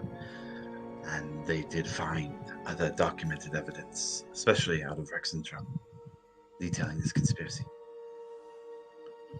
That is all I'm willing to share in this moment. Okay, so I'll bring it back down to what we're dealing with right now. Kuzoth, is this a member that's on the list, or is this we're just trying to get information out of her which could point us to this Beauregard Linet? I'm not quite sure. We would like to know where the rest of the Kobolds who were here went. She did help with that. She was on the run. She does know where they are. And if she keeps that from us, whether she was involved originally or not, makes her an accessory to what is being done now. If you can get the information of where the rest of the Cobalt folk were stationed in Hope's Bastion, then perhaps we can grant a mercy in her punishment. So we don't know if she's involved with what's going on. What is she being charged with? Working with the Cobalt Soul, an organization that collectively has attempted high treason against the Crown, and continuing to help this organization and be on the run with them, and associating with them after everything has come to light, then the charge of treason can still be assessed. That is the need for questioning. That is the need to know what she will give us so we can determine how to dish out the punishment. Is it... Okay, so let's say we have a conversation with her. What are we doing if we find out that she indeed is just running because someone says, hey, you're guilty of this? It has nothing to do with it. You've already clearly stated that not all of the people could be involved. There's going to be people who just had a job. Well, what we have done is appointed a Grand Inquisitor to find things like that out. That's the question. If he does find that out, are we punishing this person for nothing, or are we just... That is what we need to determine. We do not know. If they have not done anything besides associate with the Cobalt Soul, then we will assess the punishment accordingly, along with the Grand Inquisitor. But it will take time to figure out if that is the truth. If she's being honest and forthcoming. We need to know these things.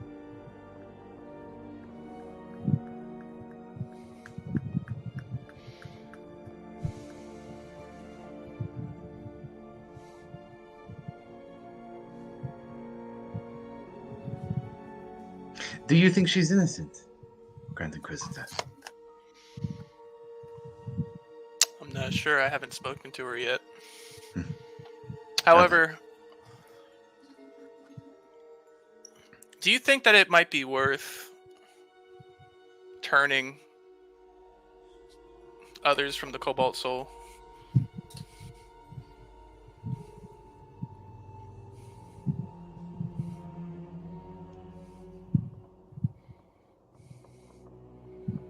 I believe that it could be a very useful tool. And expositors are very skilled. And we happen to have one.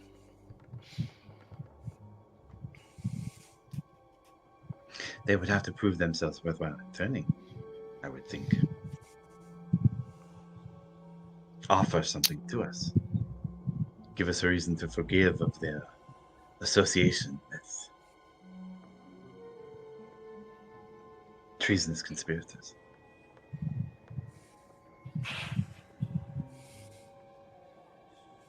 Such an effort would need to be worth it. Is she worth it? Lawmaster? Grand Inquisitor? Well, Even as the my spiritual leader counterpart, here with us? as my counterpart said, we haven't spoken to her, so that's to be seen. There's potential. There's always potential. Just need to have that conversation.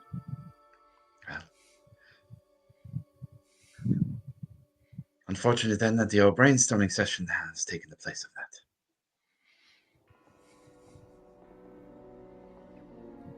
We are free now. We've cut out a portion of the day to come over here, speak to you, and hopefully speak to her. I see.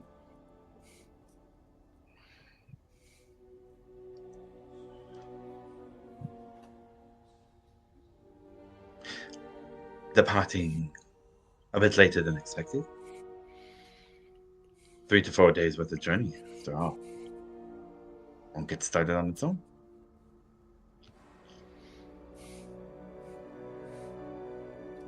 Well, as you said, I have been gone for some time, so I would like to handle my business before going anywhere. Understood. The decision was yours in the first place. I will make arrangements. Appreciate it. Please let me know what you found. Any information can be acted on very quickly within my network.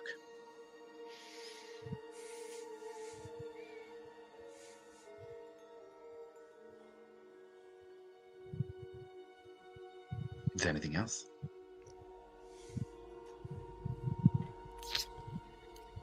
I don't have anything. I think that's it. Well then.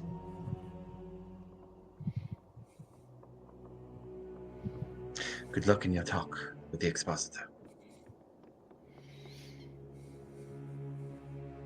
No luck needed, but I appreciate it. Varric's a very persuasive person. Cool. And with that, I think it's probably a good place to take a break.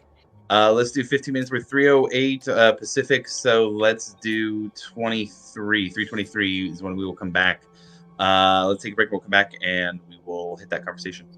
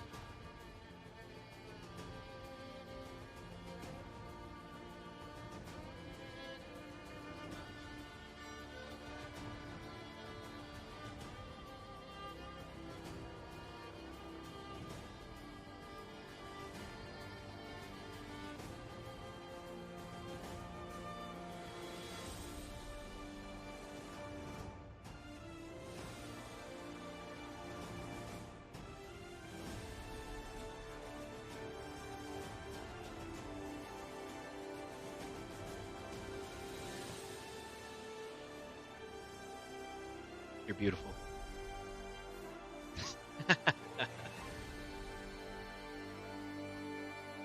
It's your best goblin impression?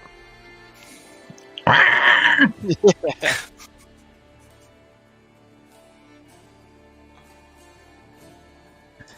right, let's hit something a little more appropriate for the scene we're about to go into here. Oh, goodness.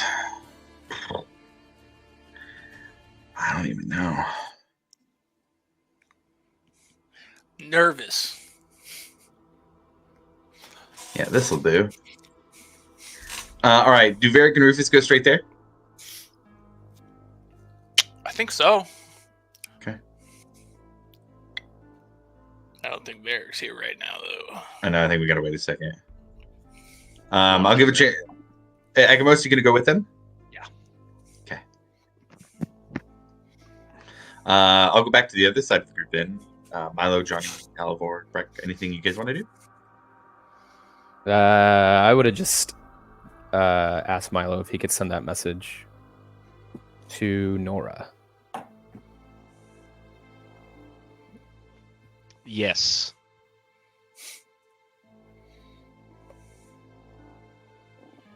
And if you wanted to like give me specifics, or I'll just repeat exactly what you say. Yeah, so it'll be gamble a time.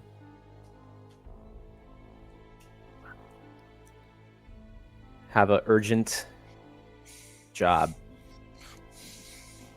Sounds fun.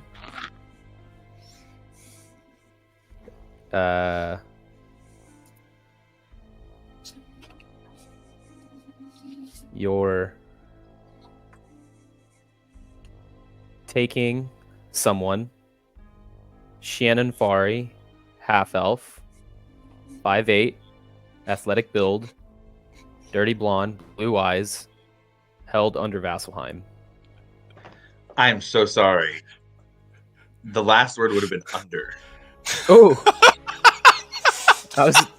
I was just trying to figure it all out. I would have. If you're just talking it out, I'll let you change it up. That's fine. You kind of One of the most I was kind of like, oh no. Yeah. Oh no.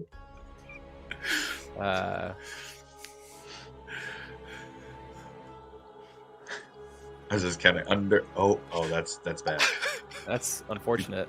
And that's with counting 5'8" as one word. God, I just need to figure out how to word this to her. You know what I mean? What's a pirate's favorite thing to hear? Other than booty.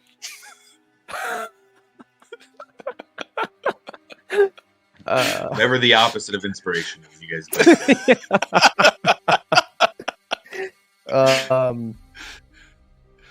I have to put gamble a time in there. That's the only thing.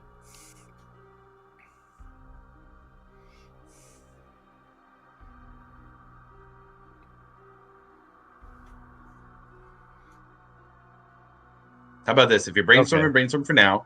Alivor, Breck, anything for you guys?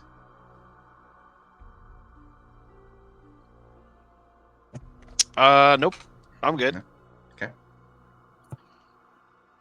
Alivor would have just touched base with Milo real quick on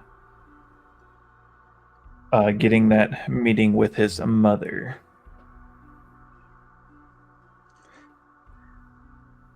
Secretly. Postal Express. Yeah, exactly. Going back to everyone needs Milo for a second. Did we contact her yet? No. Did we send her a message? You guys did send her a message asking for information from her. Yeah. Okay. I would just be touching base to see if you heard anything back on a possible meeting. I have not heard back from that. No, I have not heard anything yet. Oh. But I will let you know when I do. Perfect. Hopefully it'll come at a reasonable time. Yes, and when you do hear, please keep that to yourself. And yes, me. Yes. Thank you. Like this. Fingers crossed. Okay. Got it. And I think I got it. It's 25 words, right? Word. So now it'll be Gamble of Time, Shannon Fari, half elf, 5'8", athletic build, dirty blonde, blue eyes, held under Vasselheim, needs saving, urgent.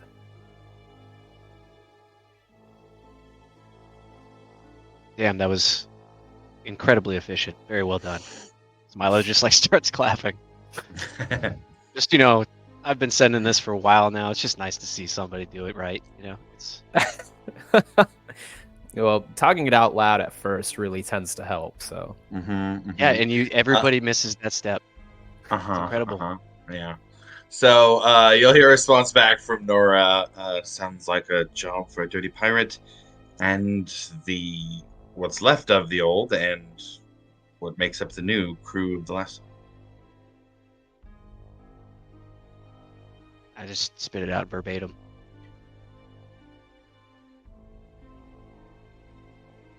You're muted. I guess we'll just check in a couple of days, see if there's any news. Cool. Then we go to Rufus and Varric. The two of you go back to Bastion's Keep. Make your way to the cells. I think somebody came down here already to these cells. We're back here a second time again. There's two guards outside of a cell when you turn the corner, or get past the wall, I should say. That is for that cell. You see the familiar face of Kuzov. She looks a little beat up. She's got some dried blood on her face, some swelling on right side as well. She is bound in shackles, feet and hands, and that to the ground itself. It looks like she probably has enough slack that she could stand, but is currently sitting on a stone floor. Looks probably to be sleeping when you guys get here. Are the guards nearby? They're out in front of the cell right now. I would just ask, how many are there? 2. Yeah, I would just ask them, have you talked to her? Just a little bit here and there. She's not very responsive. The annex who brought him in said, don't mess around too much with him. What did she say when you talked to her? Asked for water, mostly.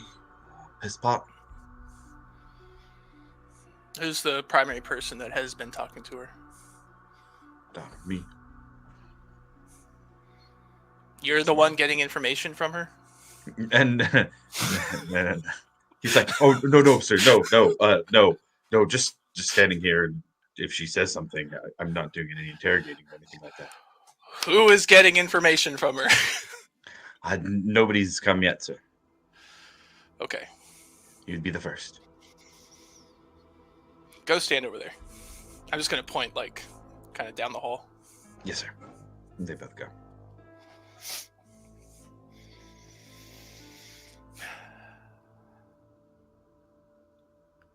All right, Varric, how do you want to do this?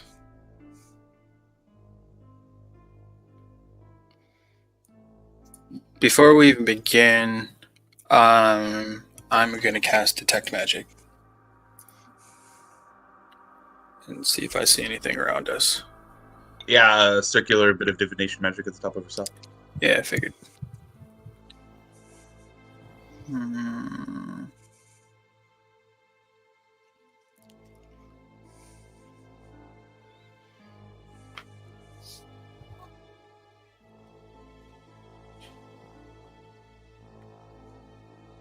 Is she... I'm guessing she's in shackles and whatnot. Feet shackles, hand shackles, and that's chained to a loop in the ground. Okay. And has it still been... Are we still within the 24 hours of Milo's private sanctum? That's just a room, I believe.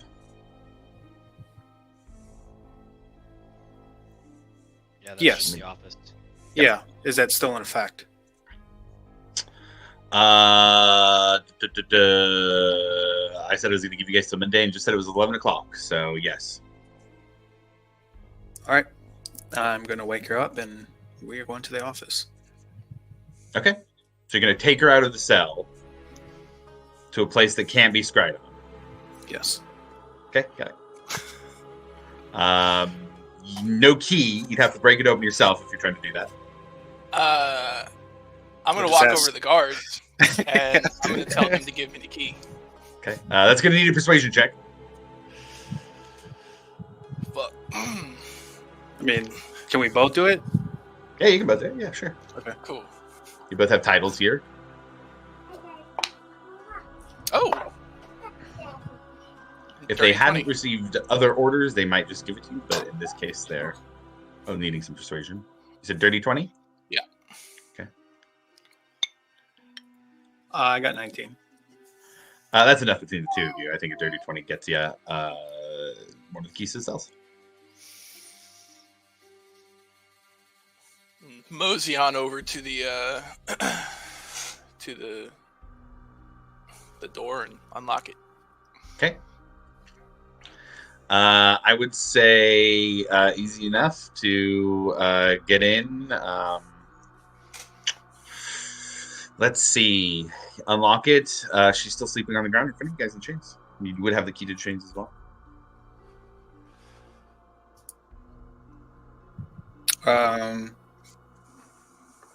Yeah, I would just like kind of get down on her level and just like give her a little nudge.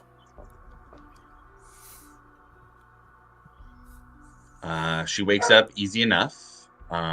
When she wakes up, she kind of gives a start back and just kind of, no, you shouldn't have come.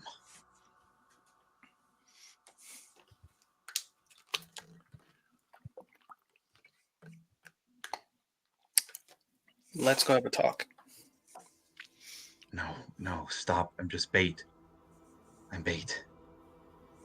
And she looks up at the two of you. She sees you, Rufus, also. Kill me. Kill me now while you're here. Kill me. I know too much, and they can pull it out of my head. Kill me. What are you waiting for?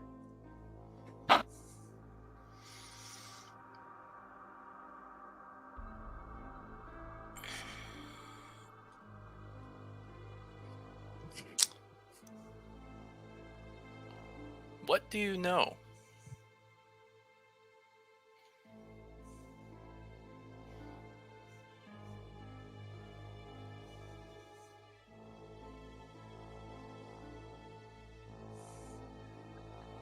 Your information could save you.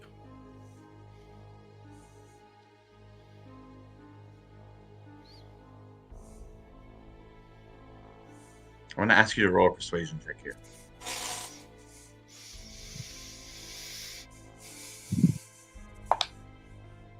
I'm gonna use my my inspiration. Sure.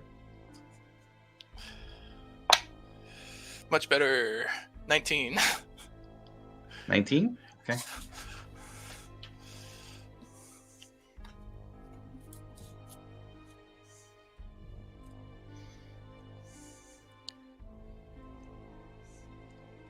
She says, I know enough about Milo helping us get out of there that it would make it dangerous for all of you.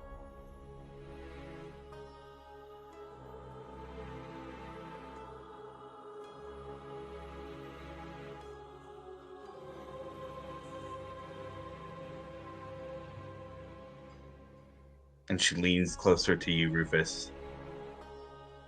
Please honor what I am and the sacrifices that I have made to get here, and don't let them make me a tool that kills my friends. Kill me or go. And stop being foolish. They will not stop. They will not stop.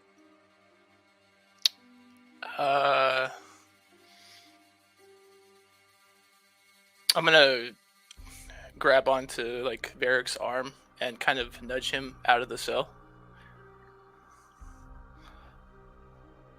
Just walk out.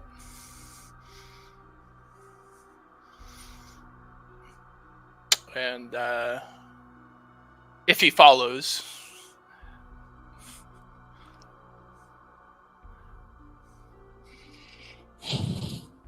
I don't Does like you, Josh. Varric follow? Look, I asked very specific things, in very specific orders. That's how the cookie crumbles.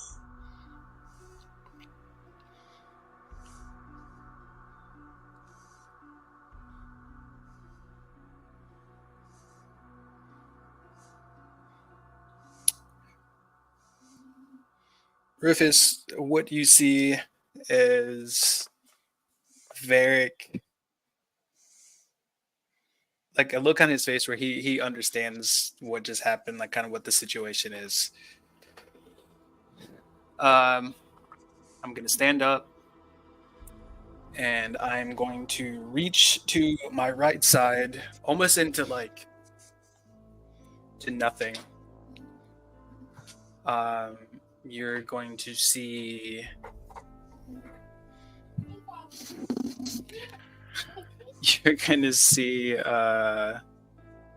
kind of like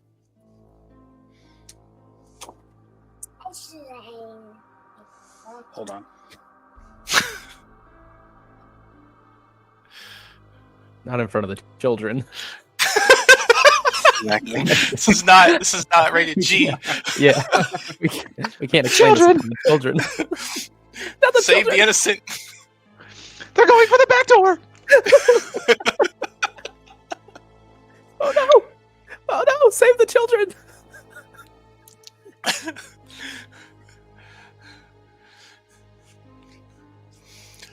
Your father is about to commit crimes against humanity. You don't want to Oh be my here god, for this. what a suspense, dude. Take Varric, it anymore. Varric, please. The timing, bro. So Varric reaches to his right side. There appears to be sort of like a spectral kind of moon appears. He reaches through the moon and pulls out a very ornate looking maul. And the head of this maul, there almost seems to be like a flickering of moonlight. The moonlight flickers and pulses like the maul itself has a heartbeat. And Varric is going to take said maul and kill Kuzov. Can I get like a little reaction here real quick? Yes, definitely. What are you doing? I was gonna say, I mean, I guess what I would say is, if you're walking down the hall, you'd have enough time to probably get something out. But I wasn't walking down the hall. I was just right outside the cell. Yeah. Okay. So I was just gonna say, Derek, stop. We don't know how this is gonna come back to us. This can be done in official ways. So I haven't told him what I've seen above the cell. So I'm not going to respond. I'm going to continue. Kuzov looks up at you with relief in her face and says, "Thank you, Varric. Thank you. I'm sorry." And closes her eyes.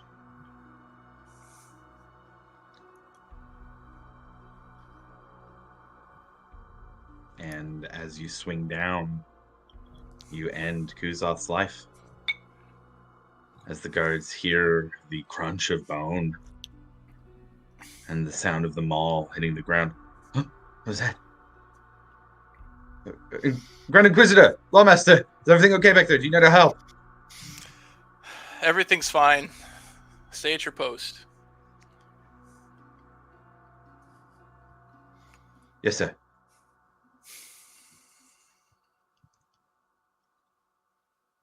It's just quiet.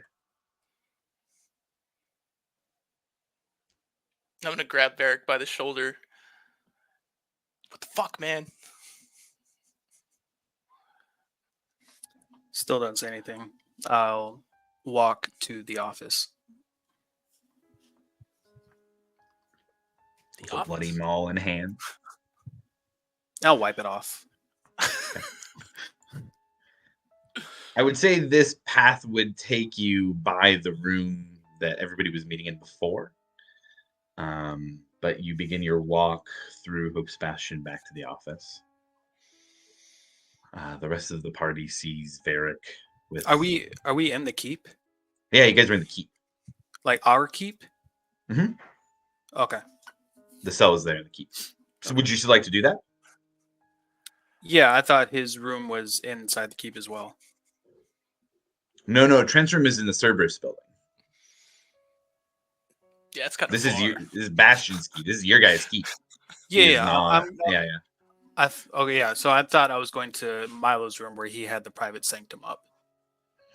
So you guys opened the door, and then Rufus started talking to her before doing anything else. Yeah, I'm aware of that. Uh-huh. Yeah, I was going to. Oh, I'm sorry. Are you talking about Milo's office? Yes. I'm sorry. I thought you were talking about Trent Ickathon's office. Oh no. Yeah, I misunderstood. No. I thought you were going for a Varric talk at Trent Ickathon's office. No. Go straight to Milo's room. Got it. Yeah. I was like walking through Hope's Bastion. No.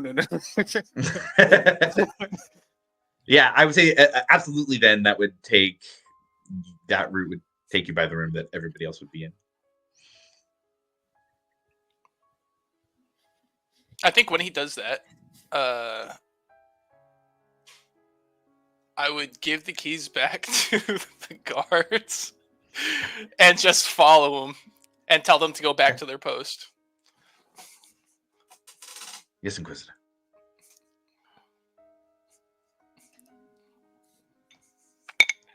And they go back to their post, and they say, as you walk by, one of them, Inquisitor, you'd like us to stay at our post? Yes. Understood. And they stay at their post. And you follow up Varric to the office. Varric, are you grabbing, or is anybody following Varric as he does that?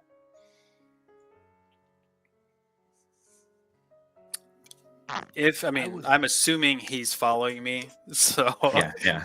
Or Ekamos. Yeah. I kind of was left out, but that's fine. I will follow. Ekamos, I'm sorry, man. Did you want to do anything too during all of this? I just was walking down the hall, and then all of a sudden, y'all did your thing, and I'm just following you, Rufus. We'll talk. Yeah, let's go. Cool. You were there screaming, "The children! Save the children!" They're coming through the back door. Okay, so Rufus, Varric, and Ekamos, you guys make it back to Milo's room. Is the door shut? I shut the door. As soon as we're in there, that's when I'll finally say something, and I just be like, "They were watching us. We had her name drop Milo in front of them."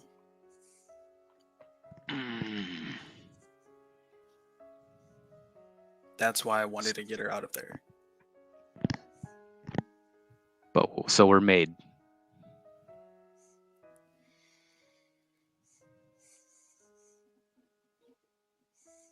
I don't know. I mean, that's if we believe what she said, or if they believe what she said.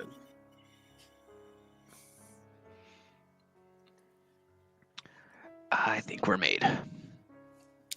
Just to be clear, I did not want to do that.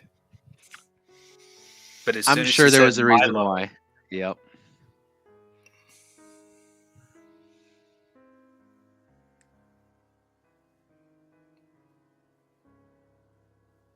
On the run.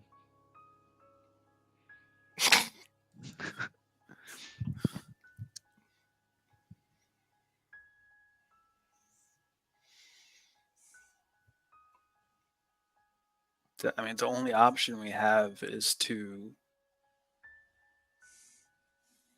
Assuming what you said was true,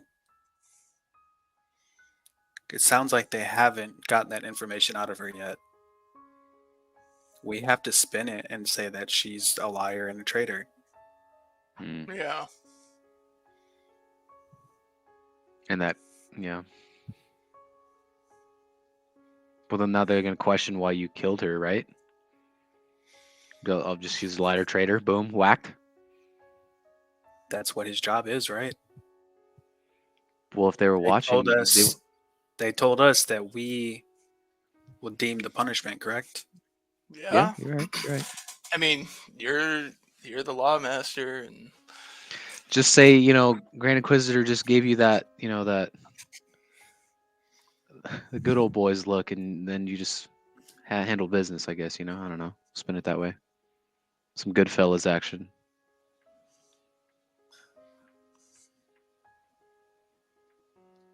Yeah. There's a way to spin it, but it's not going to be easy with them. No. Well, to tell everybody else. Yep, and yeah. Back to everybody else. You guys see Ekamos and Rufus and Varric go in to Milo, or not in, just in a direction. You wouldn't be able to tell exactly where they're going as they walk by, but a few minutes pass by. We'll say, what are you guys doing in your little meeting? Milo, look, they have instant pasta rations. These would be so good on the road. And they're so easily stackable, storeable. Like this is going to take no room. I'm all in. So they got that chili mac though in there.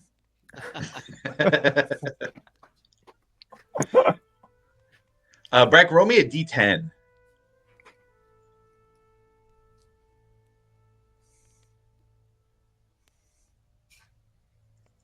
Uh, 10. 10. You get a 10-pack of Adventures Brew. Ooh.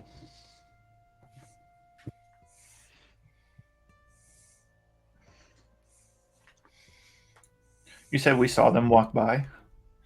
Yeah. Oh, I'd be like, hey guys, it looks like they just came from the place. You think we should go see how it went? Yeah, we can. You think they want some chili mac or like? I don't know. You think they mind anything? They might be Southwest beef and black beans type of people. Not even a new one came out. There's a good one. Got the most calories. Chili mac all day. Oh yeah, I'm a chili. They mac got boy. the veggie penne, like. They got the cheese tortellini one? Nope. Yo, the tortellini is good. Tortellini does have the Skittles, so. See, I'm looking for that lemon pound cake. Is what I'm. Disgusting. Breakfast sausage patty. Oh, what is that one? I'm wrong gonna with toss you? to the side. You're sick. Any of the breakfast ones. It comes with that muffin top though. That's pretty good too. Fuck it, we're just gonna give them chicken noodle soup. Give them the basic shit. Nah, I say just the packet of cheese spread. Yeah. I'm just gonna rub it in my hands the entire time as we're walking there. No. Little thermic reaction right there. Warm that bad boy up. Who needs a heater pack when I got this? And we're off.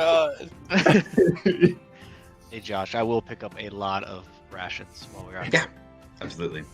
I'll let you add as much as you'd like for gold. I'm sure you guys have plenty. Oh. And you have a bag that holds a lot of foods. Do we know where they went? Yeah, for the sake of this, we'll say you guys go to Milo's room. Milo just opens the door because it's his room and sees Varric, Rufus, and Breck in there. We're really stretching this private sanctum now, so I'm going to say this is the last private conversation without having to recast and use a profile spell.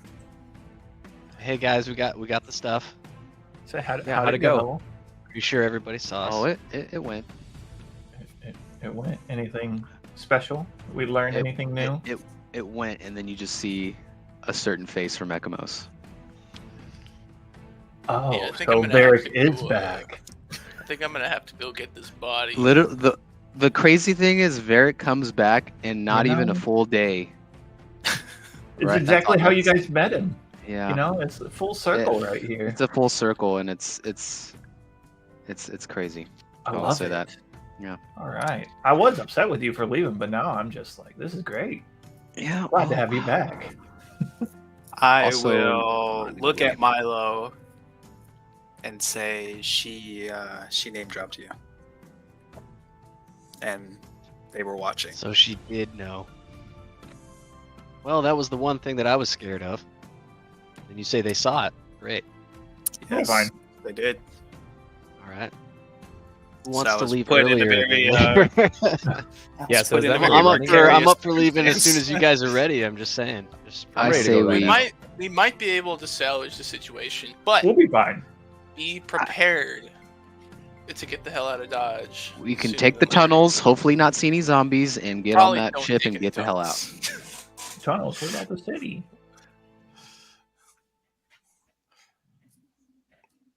Oh, I think if I will make that clear. If I do run, I'm running in the direction of that city. If you're down, Grim. Oh, dude. Floating Yeah, you say the islands. word. I'm fucking strapping up, Yeah. and we're up out of here. They can come find me over there if they want to look.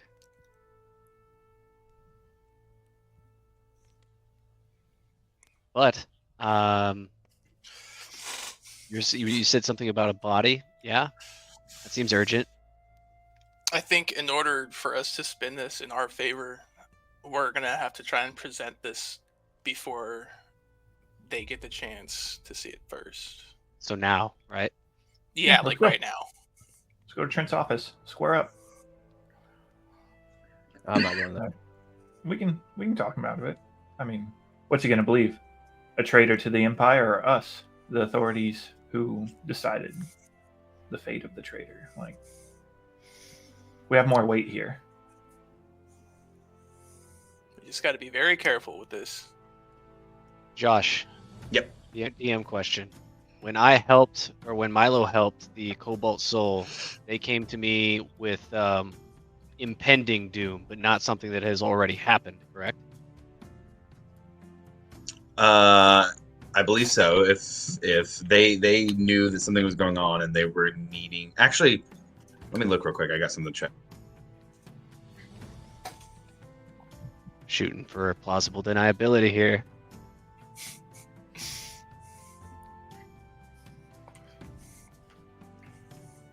If you're shooting for plausible deniability, That's a new one. I if like you're that one. shooting Though. for plausible deniability, we had enough conversation to say you don't have that at all. Okay, cool. You have if you look back in our conversation, we have direct dialogue between you and Orzo that say Okay. definitely no plausible deniability. This is before or after they got convicted of being traitors. Before is when you guys made the plans, but it was kind of with impending knowledge that things were coming down the pipe. Gotcha. Alright. Yeah, I'm screwed. Well, now, if you made the plans before we were officially told that they were traitors, we can use that.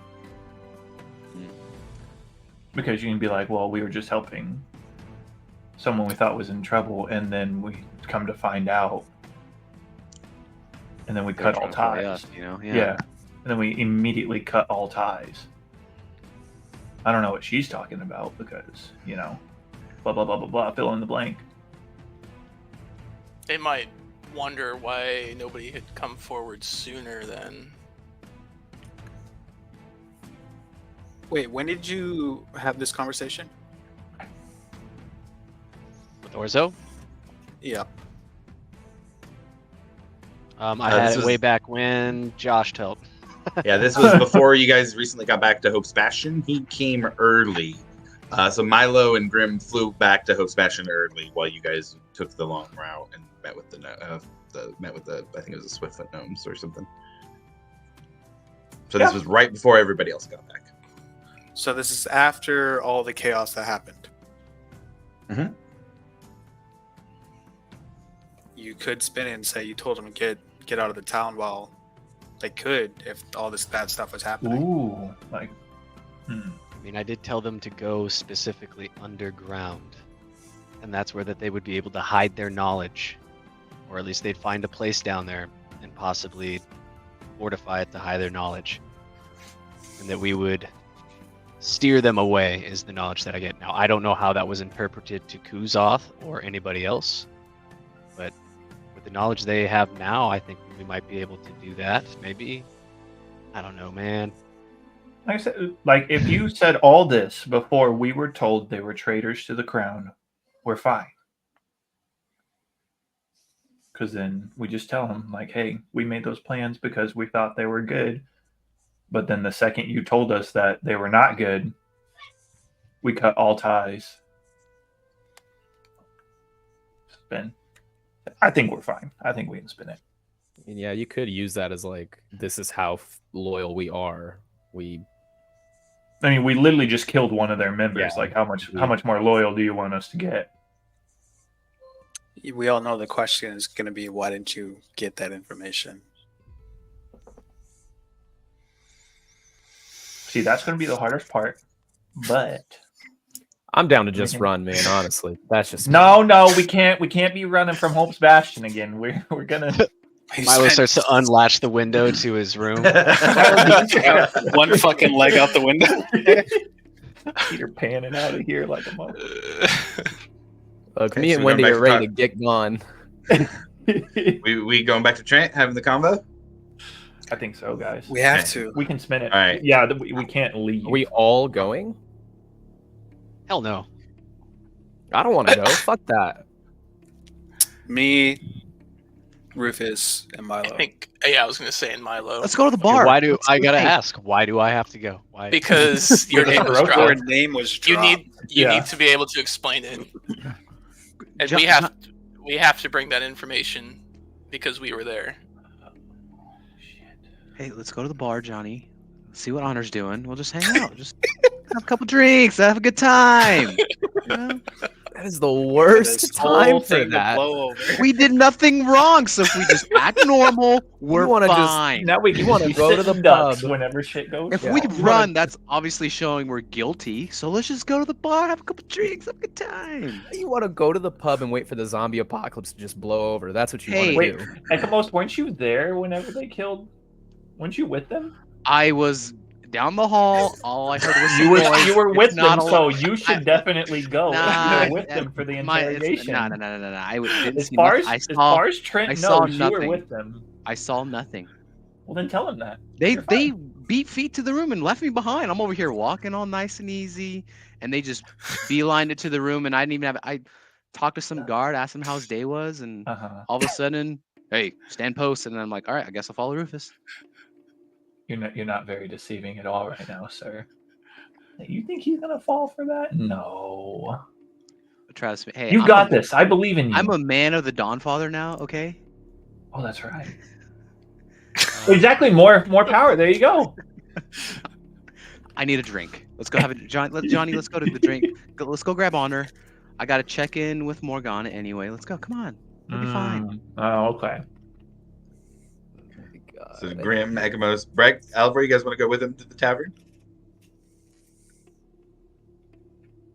I would love to.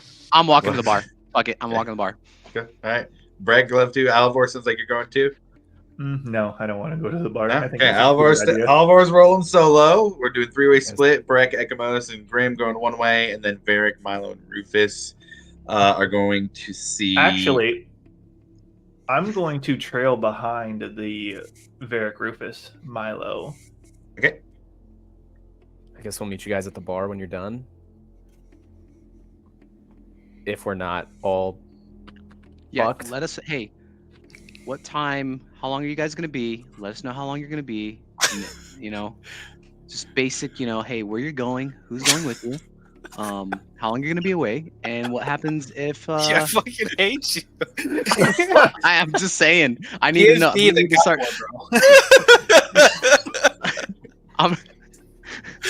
I want people to know what that is. If I don't say anything, I gotta explain it to can't just say it. The amount of military lingo in this episode is too damn high. I'm fucking dying. Hey, give me a goblet here. What we got? We gotta stop. All right. So let's do Varys, Rufus, and Milo for the sake of quickness for getting things started. Just quick narration to get you guys there. You follow the same path to Trent's office. You wait the same amount of time. 10 minutes, he sees the three of you. The three of you walk in. He is almost got a confused look on his face. That was a quick return. And with another, hello, Milo. Traded the wizard for the religious one. Could we do something before we got there? If we make it quick. Okay. I would say, still in the room before we left, Milo, can you change your memory? I do have a specific scroll that does exactly that. 10-minute period of time. So generally it's for something like erasing a single event. You could not erase the entire time of remembering what he already knew.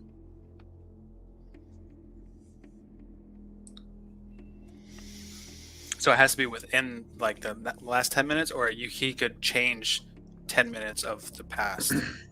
So specifically, you attempt to reshape another creature's memories. One creature you can see must make a wisdom save. Incapacitated. So it takes. You can affect the target's memory of an event that experienced within the last 24 hours, and that lasted no more than 10 minutes. Oof. Yeah, we're pretty beyond what that would do for erasing. So no, never mind.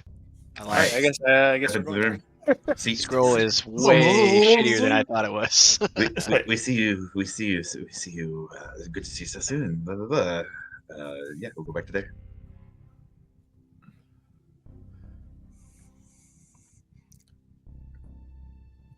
We've come into some information, and I think it would be best to hear it from the source. And I would just kind of give Milo a nudge. Well, apparently my name was dropped during an investigation just now. I figured that we would come in and explain that. I was approached by the Cobalt Soul some time ago. They came to me about a stressor that they were experiencing, saying that their knowledge base and their collection of books, which Master Ikathon, you know, is very important to me, was in danger of being plundered and destroyed. That caught my attention. I gave them leave to take it and go. At the time, I was unaware of what that impending stressor might be. Apparently, it was the Cerberus Assembly. And inadvertently, I was an accomplice in the escape of the Cobalt Soul.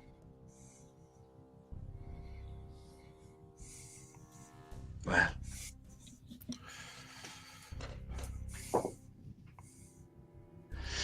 you seem nervous, youngster. There is no need to be. This is wonderful news, after all. Tell me, where was it that they went to?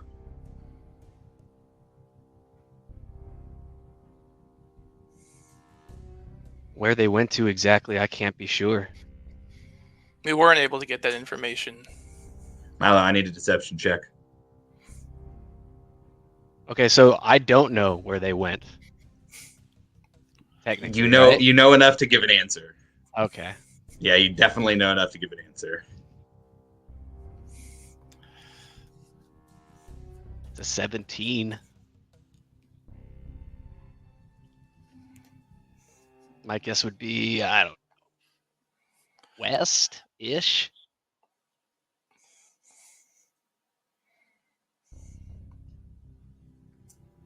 I'm a bit confused.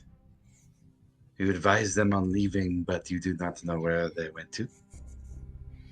No, a lot happened right after that. They left while we were already preoccupied with other things. So what advising I was there? not here to witness what direction they left in. And what advising was there then? Oh, leave For your fast. name too. Find some place that you can defend and keep your knowledge there. Interesting. It seems that was already on the agenda now. Sorry, what was that? It was already on their agenda, no? Oh, I would assume so from what they were talking about. I mean, it would have been on my agenda for sure if somebody was hunting me, especially if I thought it might have been the Cerberus Assembly. And Come on. what is the status of the prisoner currently? That I will leave to these two gentlemen to explain. Unfortunately, the prisoner is no longer with us. She seemed to outlive her usefulness, and it seemed appropriate to...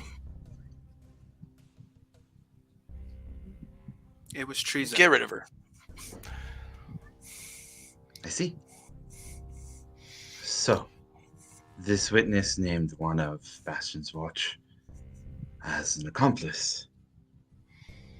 And your immediate reaction was to kill her, rather than keep her alive for more information. Am I to understand the situation correctly? And this advisement was to leave with your books faster than you are already leaving with your books. And that advisement was enough to drop the name in this interrogation. It seems a little odd. I don't know. It seemed pretty compelling to me. Well, she seemed very treasonous. Odd things happen in odd times, as we all know. Thank you for your reports. I will take them and make sure the appropriate parties are alerted to the information that we were given. Is there anything else that is needed today?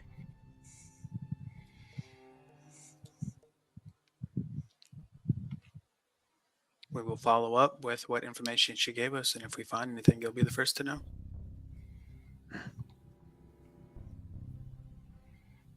Much gratitude, Lawmaster.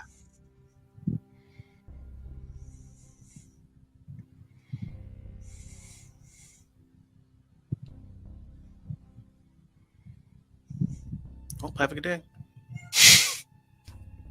You as well.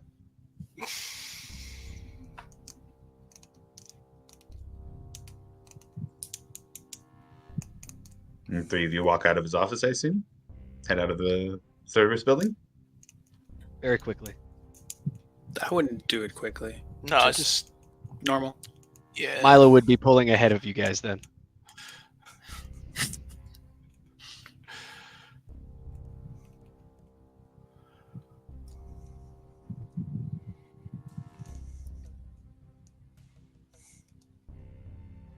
Okay. You guys make it back to the keep? Easy enough. Sure hope so. What are you guys doing? Can we please get the fuck out of here? Time to hit the old dusty trail, For the I love think. of fucking God, can we please take our fucking beef tacos and get out, please? It's a good thing they're already expecting us to be gone. So. My cheese spread packets are warmed up and ready to go. I'm ready to hit the dusty trail. So, quick question though: how are those of us that can't fly going to get to the city? That's a good Well, first of all, we gotta hoof it to a good spot before we decide to do that. Mm-hmm. Yeah, Do we'll we know talk. Other than where? that, We'll talk and plan that We'll out. walk, talk on the way. Okay. I mean, Yep. I like that. What's the diamond situation? Did we get those back yet? Yeah, by now you guys have got the All right, sweet. Yeah. Uh, priorities. Roll out. Yeah, I'm Varric ready. would to carry go. like also 2 people. Varric would also let it be known that I do have diamonds myself. Oh, Oh, solid. The Good more to the have you merrier. back, Eric. I did might come need into those. a large sum of money earlier, if you all recall.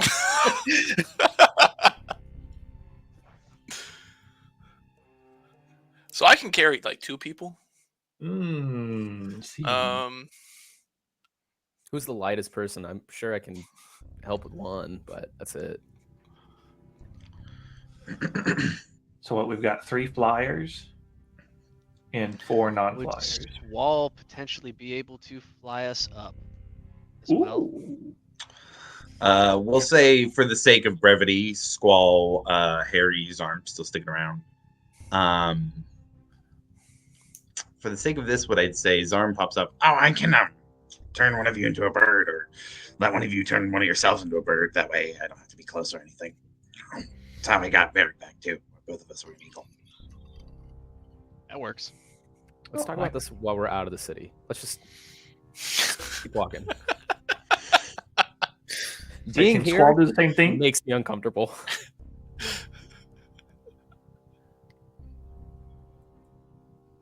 Okay, so where are you guys going? We're going to where we had originally saved the Commodore, where the Hydra was.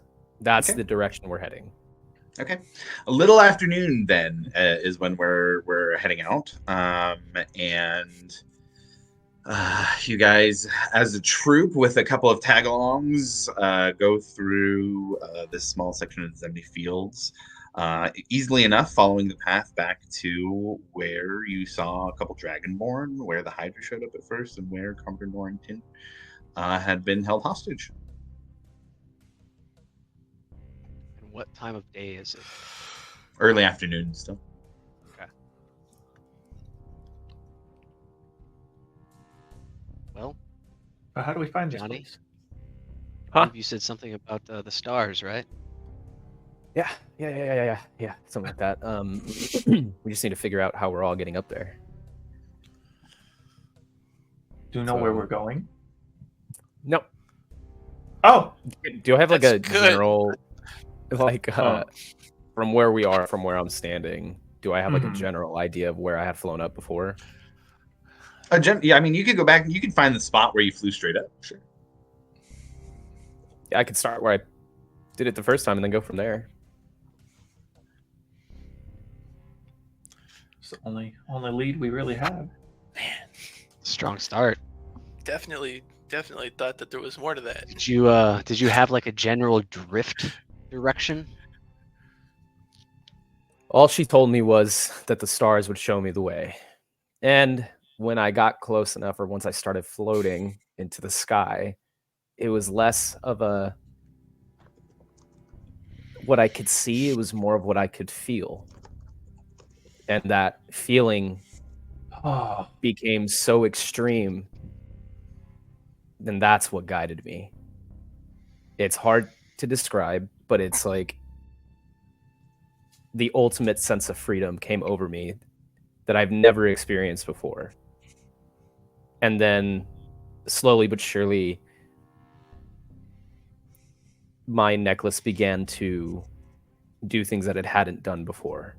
So the closer I would assume we get to the city is the more we'll be able to tell. Our only hope is to fly up and see what we find. Well, honestly, I think we have nothing to lose at this point. I was going to say, I don't think we have any other options. I think this is the best thing that we can do right now. I will say, actually, Grim, how close to Hope's Bastion was it? Like, in the sky-wise? Was it, like, right above it, or... Like, how close would you say? Like, within eye shot? Like, if you're looking up, you might see something going in that direction. It was potentially, I mean, we're talking thousands of feet in the sky. What the mysterious voice in the sky said. All right. Just, it might be a good idea to get pretty high up before we decide to get closer to Hope's Bastion, if that's the direction that we go in, because they're kind of got their eyes in the sky right now, due to some suspicious giant eagles that they saw. So just keep that in mind. Where were the giant eagles? In the sky. Yeah, but where? Like, what direction were those from? What direction were they? That would have been coming from the west. I'll say you guys didn't tell them to take any precautionary measures, so they're not doing anything different. Grim, those birds, they wouldn't have any link to the Sky Islands, in your opinion, right? You didn't see anything like that up there? I'll just to stop you guys. I don't want you to go too far on this path. Varric and Zarm would be able to tell you. Varric and Zarm were the Eagles. Oh, okay. Oh, Yeah. Varric Solid. and Zarm were the Eagles. Well, problem solved. Thank you for saving us from that rabbit hole. thanks for elaborating. I was like, why are they asking about that? Oh, yeah. Didn't fully explain. They're the Eagles. They're the Eagles. Good to know. Good to know. Good. We saved 30 minutes right there. Yeah. All right. So we just fly up and hope for the best. Yeah. All right. So 3 flyers, and Zarm can turn one of us. Zarm can. Well, I was just looking at polymorph as a rule. Essentially, it's a little bit weird. It doesn't say anything about having to stay within range to stay polymorphed. Mm-hmm. So I was gonna have it be to where one of you had to cast it for yourself and then keep concentration on it. It doesn't seem to be that's the case. But what that means is you have an hour time limit for getting back down. But Zarm or Squall can cast polymorph on a person, and that should cover you guys for who carries who. But you guys need to decide who gets polymorphed, and then who is riding Rufus as a giant eagle, and who's riding on the polymorphed giant eagle. So should we find it before we do that, guys? We can't find it from down here. Yeah, but we have to follow the stars, right? We gotta follow the stars. So we're gonna have to. I'm just saying, if we're on a time limit as far as getting up to it, should we send out the flyers to find it before? I mean, I have no problem going up and trying to find it. I think I can go up there too. Goes up and tries to find it. Yeah. Or you guys go together. How are you guys gonna tell us when to come up? We'll come send somebody back down or something. Then how are they gonna find it again? If it's invisible. We could always bring it back as long as we have an anchor. We'll be fine. I have an amazing memory. I'm just gonna post up on a tree and just chill out then. Okay. All right. So are the flyers going up? Is that what's happening? We're sending 3 flyers up? Sure. Yeah. Yeah. That's what we're doing. Yeah, might as well. So let's do this. For each hour of searching, that's because you guys with the boots do have a limited amount of time that you can have those boots running. For each hour of searching, we're going to do some rolls, and we're going to see how things play out here. This is a little different than I thought we were going to be doing this. So I'm going to do some things on the fly here, or adjust them on the fly here. But so Rufus, Milo, and Grim head up. In order for you guys to have a meaningful search separately, you guys have to be separate. Searching 3 together is going to be 1 roll, or I'd say 1 roll with advantage. If you guys separate up 3 ways, you get 3 rolls, not an advantage. So I'll let you guys decide how you want to do the searching up in the air, but that will determine how we move forward. I think separately would be the best decision, boys. Yeah. Let's do it separately. Definitely separate. Okay, I need each of you to roll a D100. Oh. And then a D20. Oh my god, that's so specific. Both? I have both. Give me the D100 first. Hey, 69 for Milo. Hey. And then a 6 on the D20. That is an 80 for Grim. Okay. An 11. Is that just a flat roll on the D20? Wait. Okay, hold on. I'm getting a lot of numbers. So D100 roll and then a flat roll on the D20. Rufus, your D100 roll was 11? A 10 and a 1. 10 and a 1. Okay. And then my D20 was a 3. D20 was a 3. These are some shitty rolls. Okay. And Grim, what was your D20 roll? 16. Milo, remind me of your D20 roll. 6. Okay, I need to check something. This is tragic. Man, remember that comment I made at the beginning of the session about just never ever being able to predict exactly what's going to happen? This is the absolute epitome of that. Nobody got above 20. Want a flat D20 roll? No, you can't with a flat D20 roll. Yeah. No, on the 100. I got 69. Yeah, me and Milo both got. Yeah, I got an 80, and then Milo got a 69. Great number, by the way. Great number. Yeah, if that doesn't get us to the promised land, I don't know what will. Oh, I'm sorry. I'm going to tell you guys, wild things are happening with the dice right now. Absolutely, great. The odds of the things that are happening are insanely wild. Absolutely. Portals are opening up. Yeah. Islands are appearing. Give me just a second. Is that a dragon? Volcanoes are going off. Dragons popping up. Oh my god, we did it. We found the booty. That's what the 69 is for. Hey, Rufus, can you remind me what your fly speed is? Or I guess I should ask a couple questions. One, how are you flying around right now? Two, well, let's start with that one. How are you flying around right now? I was hoping I was in my eagle form. Giant eagle? Okay. And what's your speed with the giant eagle? I think it says in the feet. It is 80 feet. Okay. Narratively, a couple things are going to happen. Milo and Grim, you guys spend an hour searching. You don't find anything. And you look around, you spend 45, 50 around the same area, and don't find anything. This quest sucks. After that first hour, would you guys go back or stay up? Oh, I'm staying up. Staying up, What? okay. You guys are fully separate, though, I will say, still, even if you're staying up. Yeah, I guess I'll just Staying up, too? I'm flying higher. Oh, flying higher? Okay. How Going much up. higher? Am I as high as I was before, or am I? In the general vicinity. It's hard to tell this high up. Don't really have any reference points. Yeah. Yeah, I'll just go like. I'll go 100 feet higher. Oh, okay. Yeah. Sure. You go up 100 feet higher. Yeah, absolutely. Cool. Okay. Rufus, you fly around, and you're flying as a giant eagle. You go a little bit more west, like they're kind of northwest of the other two. And as you are flying, you're just got your big giant eagle wings, and you're looking, and all of a sudden you look down, and there's ground beneath you. How far beneath me? Probably less than 200 feet. If I stop, like moving, and just hover there, does it look like the ground is moving, or is it stationary? Like, it does look like it's moving. It looks like it's slowly moving if you stop in the air, very slowly.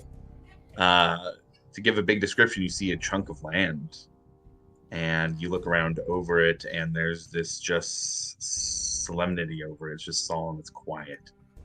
And you see buildings that are some just complete ruins.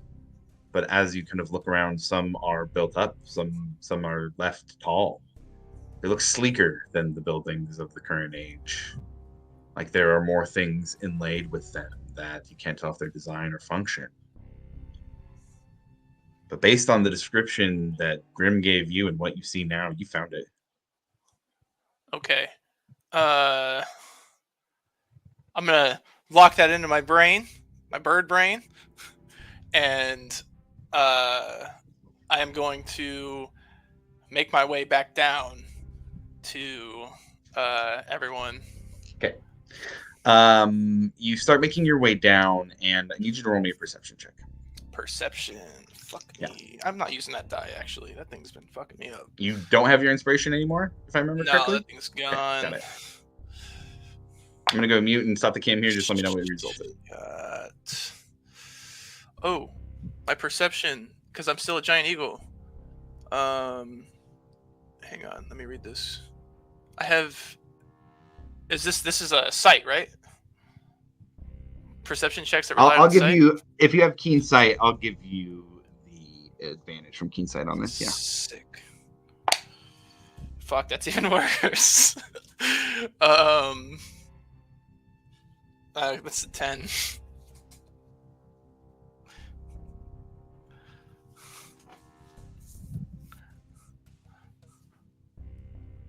Oh, sorry, not a 10.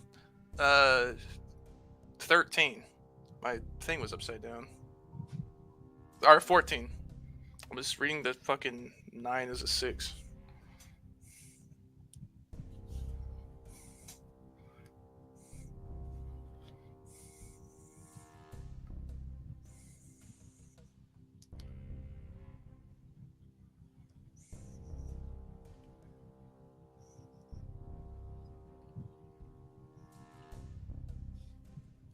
Muted.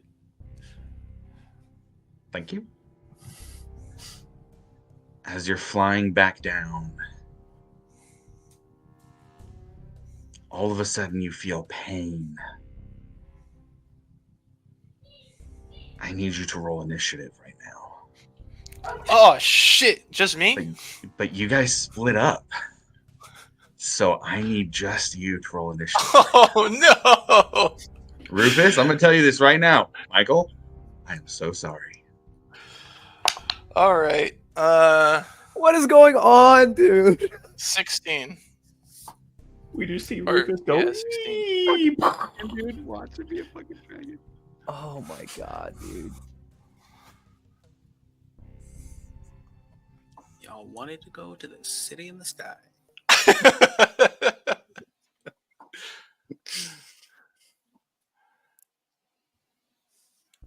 Dude, this stress is making my back pain flare up. I'm aging as this episode goes on. And at that moment, Andreas grew 3 more gray hairs. Just man has never become more relevant. Get those diamonds ready. Hey, Alvor, you got any more of them, what is it? Food stuff that you guys got? We're just chilling at the bottom? To hit the ground. Got any more of them rations, dude? We're just chilling out in the tree. Nah, I ate them all. Oh, man. I mean, I think I had a couple crumbs, you know. Yeah, I'll take a couple crumbs. Why not? I thought you brought your own. I didn't go get rations. I went with Well, freaking Milo supposedly was supposed to get us a bunch of rations. So many out. Yeah, we got. Okay, yeah, we'll just make sure. We have a bag of them right over there. How long have they been gone for? Get your own damn rations. I don't know. Long time. Oh, What? God damn you! What is that? Oh my god. There's good news and there's bad news. The good news is you're higher in initiative. The bad news is you didn't roll high enough to not be surprised the first round of attacks it gets to make on you. Okay. Oh man. Dude, what the hell is even that? It's going to make its multi-attack. First, it's going to use its frightful presence. Need you to roll a wisdom saving throw. Okay. Isn't that the thing that popped out of John Hurt in Alien? Oh my god. Natural 1. You're frightened of this creature for the next minute. That's It's going to make its first attack against you a bite attack.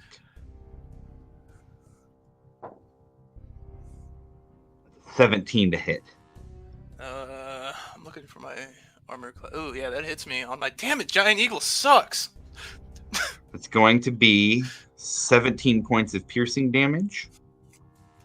Okay, 1 second. And 7 points of lightning damage.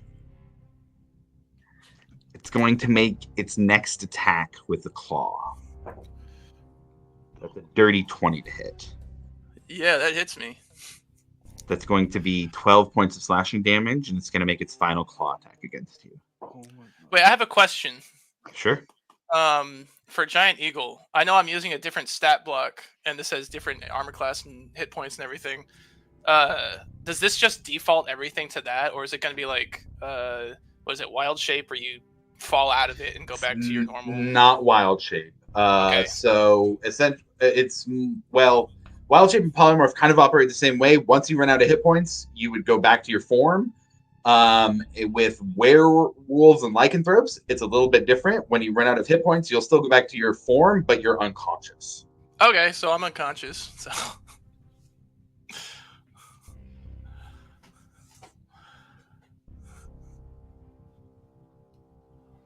So this next attack is, I guess, just going to automatically hit me? It'll be an advantage.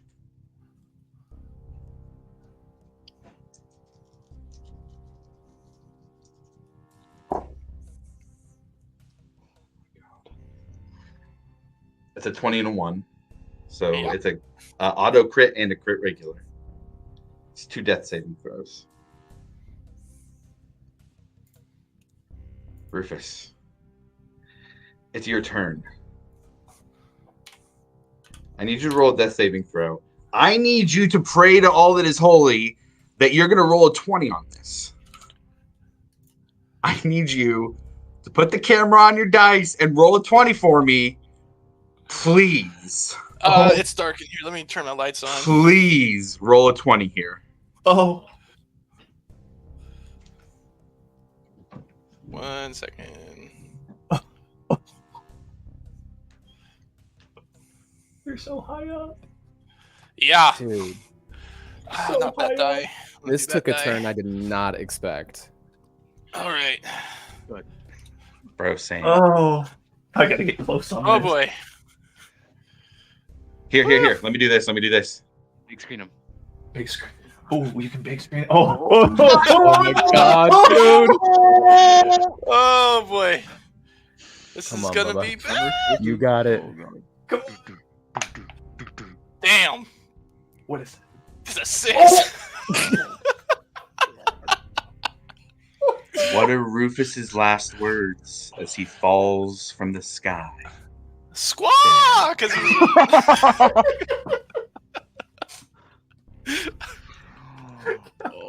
all the way down. Squaw! You hear the voice emanating from the dragon. Pathetic. As Rufus falls from the sky. Milo and Grim. I need you guys to roll me some perception checks right now. You can take Rufus off the death cam. Oh yeah, thank you.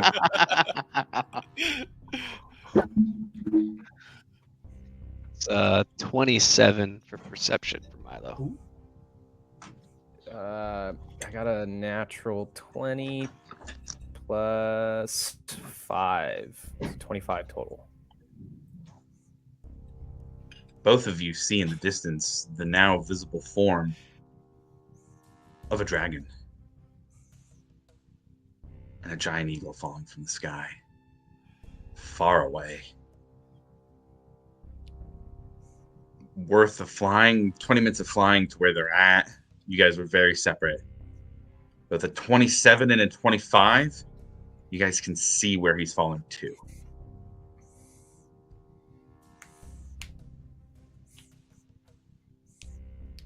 How far away is Johnny Grimm from Milo's position? I would say it's tough for you guys to see each other. I don't know that you could see each other. Seeing the dragon was already tough, given the distance. Milo, I'd say you see Grim, and he's farther back than you are by the tune of maybe, so hard to judge up here, 3/4 of a mile. Okay. Milo is immediately going to cast Sending to Johnny. I think I see Rufus. Falling. I'm headed there. Get the squad.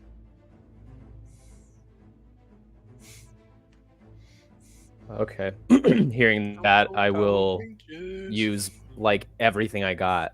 Dash, action, bonus action to just fucking beeline it. So it should be full sprint. full fucking sprint. Everything I got to go back to the group while maintaining kind of visual sight of where Rufus and this dragon are. Johnny Grimm once again becomes the falling star and heads back to the party to alert them of what's going on. And I think I'm going to play that out real quick first. Grim, it takes you a few minutes. With falling and flying, we're going to play a little fast and loose because you can play with that a little bit. You can spend some time falling, which is 500 feet per 6 seconds, which is a hell of a lot quicker than flying it, but it's a hell of a lot more dangerous. Yeah, I'm like full Tom Cruise skydiving out the sky, like fucking bullet, like full. Give me a general dexterity check on your way down. Dexterity.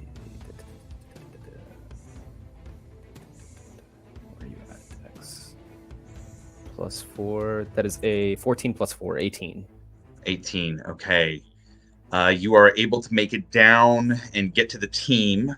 Based on what I said, I'm gonna say what I said. Squall and Nori are there. Zarm is there, just for the sake of like polymorph stuff. As is Harry. We can't take everybody into combat if that we're moving things that way, but they're there for polymorph reasons, just for the sake of this. Grim, you get down. You see Bastion's watching the aforementioned NPCs. What do you do? Dragon in the distance. Rufus fell. Don't know what happened next, but we gotta go.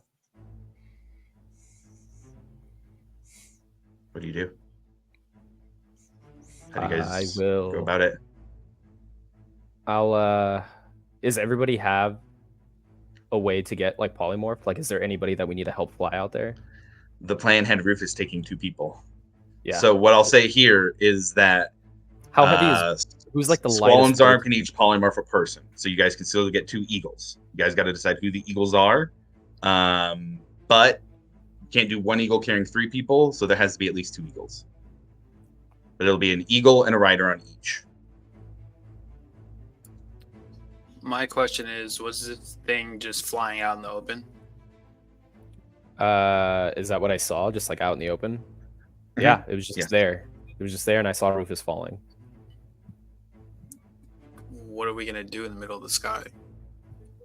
Yeah, I don't. I think our first priority is going to Rufus, like just getting to Rufus first. We gotta go.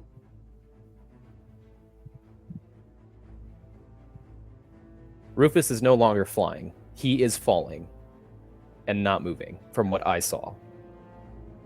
So we need to go to him.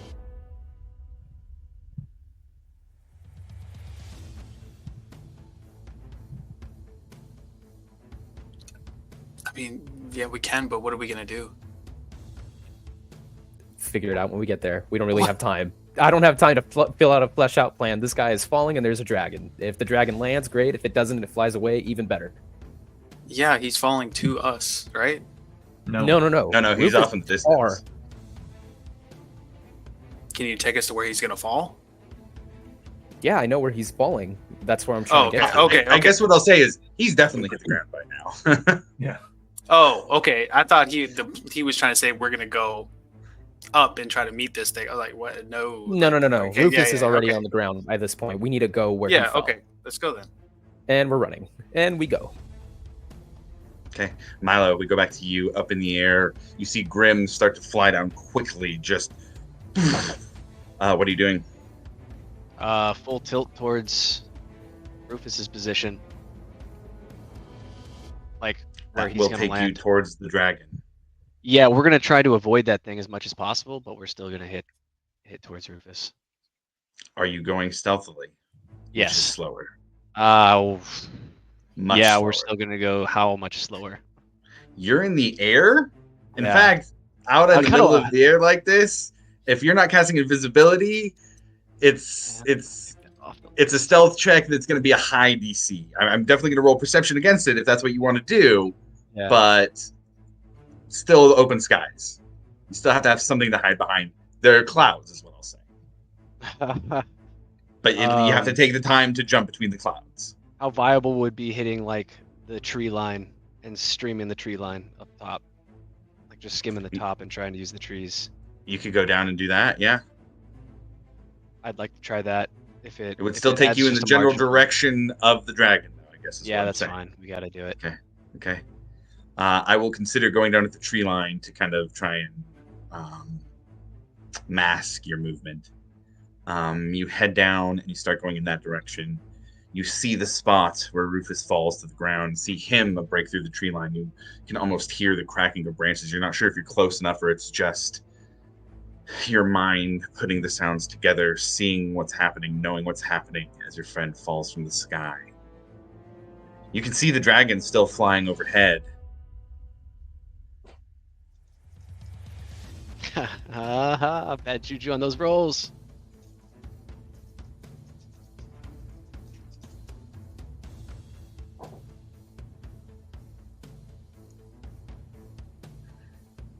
cold stare. Man. He gets a plus 12 to his perception. Roll me a... I need two things. I need you to roll me a D100 and tell me your fly speed. D100 and my fly speed.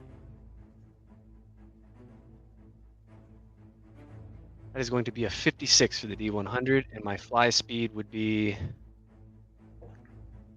It's a 90, I think. Bonus action, action, and dash.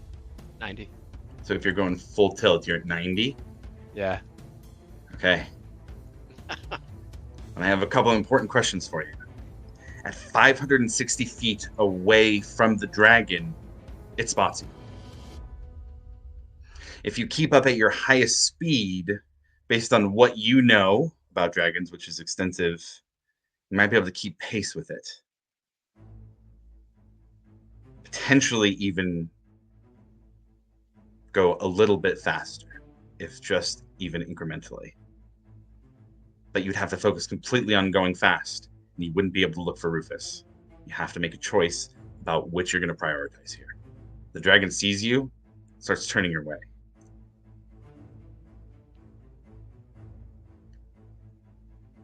And I'm in the trees? I'm like on the top of the trees, right? On the top of the tree line, absolutely. What I'd essentially say is you'd be sacrificing one of your actions and speeds to be doing perception checks, so you wouldn't be able to go the full 9, which would take you as slower than the dragon. But it would give you time to find Rufus, get down to him, do what you need to do. At this point, some time has passed. You guys were far away. A minute has passed. Yeah. So we're past a minute. You said it was a specific kind of distance away. How much time do I have before it reaches Rufus's location? If I was to head in that. How much time do I have if I get to Rufus before I have to like bust ass? I see. From where it's at and where you're going, I would say you could get about 16. If you find him and you're going a little bit slower, in the realm of 20 to 30 seconds.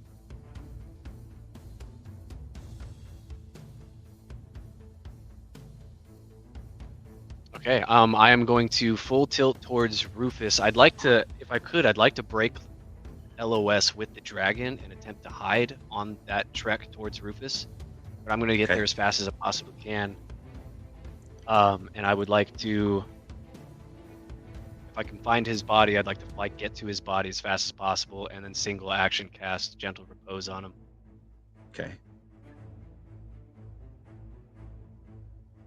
Going as fast as you can and hiding are two opposite things. Yes. Can I hide? Can I break LOS and attempt to hide away from the dragon? I guess is my question. You can certainly try. I'm going to try that. I'm going to go ahead and make down your stealth roll into the tree line and start dodging trees. I will use the stealth or the perception roll that I already rolled here. Okay. That is a natural 1 for a total of 7.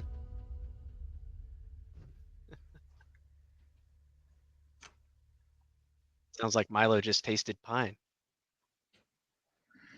You go down, I would say from the distance from going to the trees down to the bottom, and then the time it takes you to hide, you luck up and see the dragon coming to where you're currently at, and at about 475 feet away. Okay, yeah, full tilt to Rufus then. Okay. You start going full tilt to Rufus. Give me another perception check. Once you get there, I'll give it to you with advantage since you're focusing on trying to find him, and you saw where he went. It's 21. 21, okay. So you see him, you're able to get over there quick. By the time you get to him, roll something right here too. Okay. By the time you get to him, it's about still 350 feet away. I'm going to give you 36 seconds. Okay, I need 6 seconds to cast Gentle Repose. Okay. Can you tell me that Rufus is like maybe concealed behind some bushes or something, and that he's not just laying? There are bushes around, is what I'll say. How far is the nearest bush? A few feet. A few feet. I'd like to take at least a couple seconds to move him over there. Okay. And then I am going to again just full tilt and bust ass out of there, man, as fast as possible. Okay. So you're doing gentle repose. You're taking some time to drag him and move him. So it's a Yes. few feet away. And I'm giving you 4. Okay, so how are you leaving? I am going to fly. I guess, are you staying by the tree line? Are you going out and just going fast?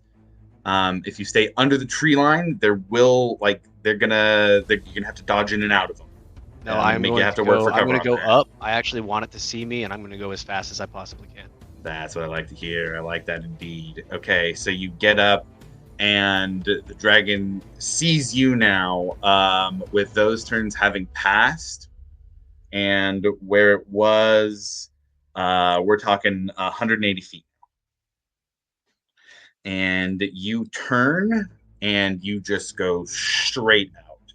Let's go faster. And Let's go faster. is that all you're doing now? Is speed? Yeah, I have turned into the literal version of a kite. Okay.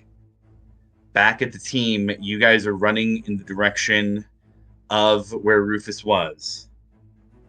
You see a dragon start to head your way, and a pinpoint in front of it moving towards you, about 180 feet in front of it.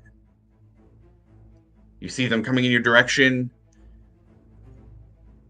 far enough away that you guys have a minute to prepare. This is a few hundred feet, maybe a little bit more.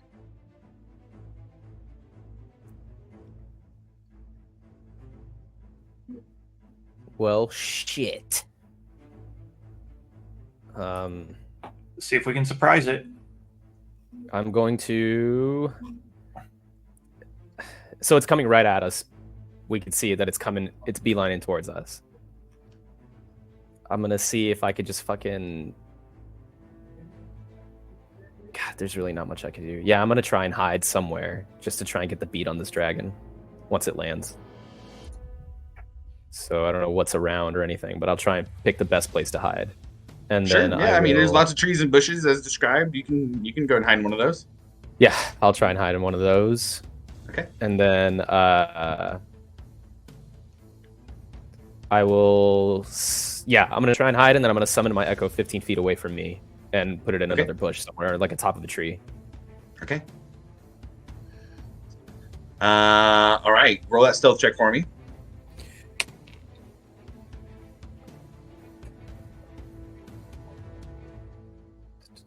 Where the fuck are you?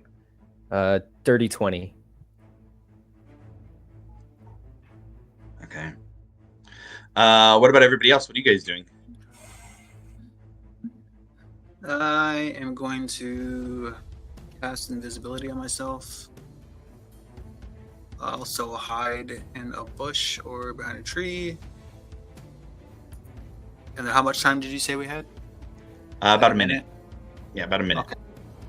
Are you allowed to use invisibility and hold a spell? No, because holding a spell means casting it. You can only you'd have to cast it to do it, so you can't do both. Then I'll just hold an attack. Okay. What's the triggering action?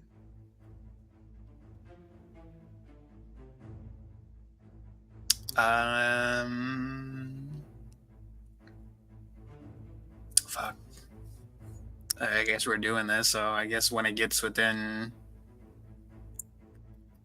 I don't know, 60 feet. Okay. You're holding an attack. If it gets within 60 feet, you will use that attack. Sure. Okay.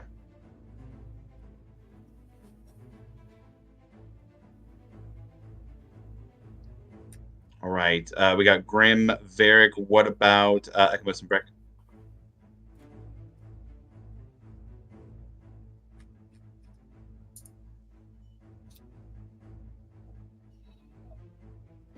I'd like to cast Shield of Faith on myself and stand as much centered as possible between everybody hiding and make myself as visible as possible. Okay, got it.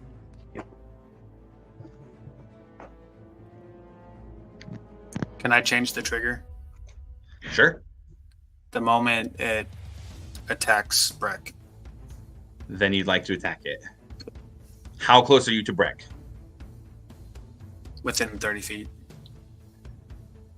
Okay. Got it. Okay, and it's a ranged attack that you're doing? Yeah, javelin. Okay, got it. Okay. Breck is making himself a target out in the middle there, and then Ekamos, what are you doing? I'll be about 30 feet, and I'll hold Eldritch Blast for like a defense if it attacks Breck or the rest anybody in the party. Okay. Milo, roll me a D100. Oh God. 71. Okay.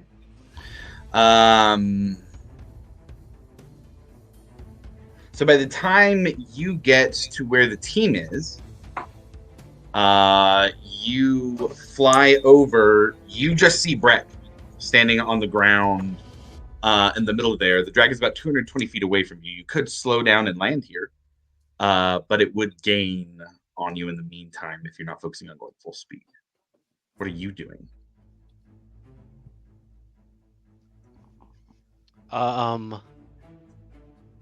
Ooh.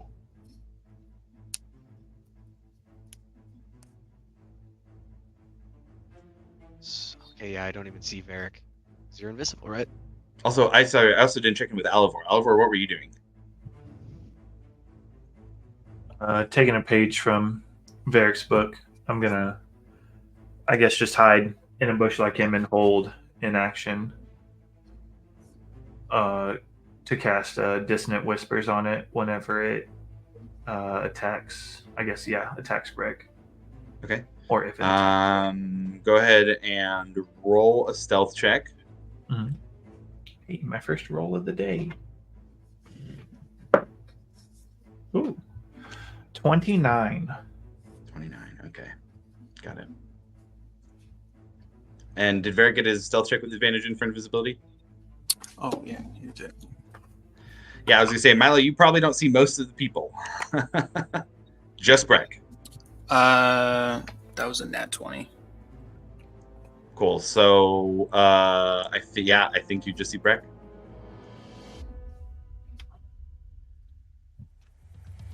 Okay. I think when he gets, so I got to slow down kind of naturally. So mechanically, that would give me, say, an action to cast. So I wouldn't be like dashing. I would be taking 60 feet in an action. To cast? Yeah, like the way that I'm thinking about it is I come to a nice landing and then cast a spell.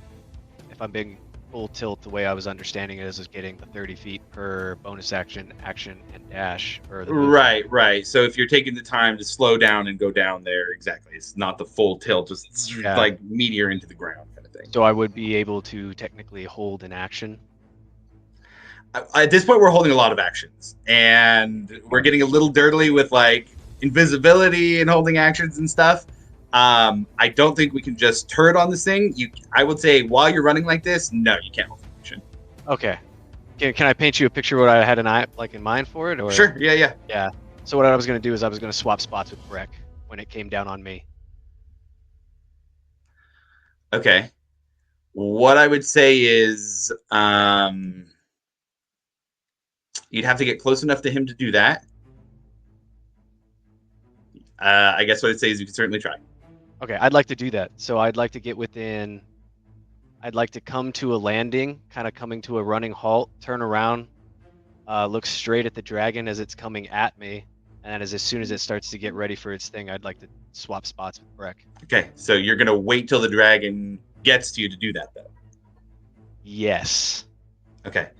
So this is getting dirty enough that we need to roll initiative for sure. Okay. Because there's too many things happening to do it out of order anymore, for sure.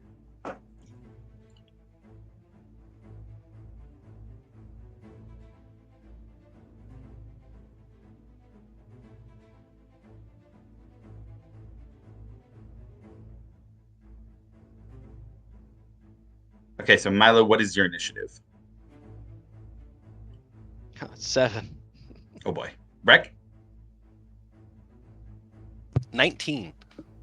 Okay. Alivor? 24. Okay. Grim? I'm sorry. I totally didn't roll. I'm so sorry. That's okay. How about Varric? 15. 15. Okay, got it. 14 for Grim. Okay.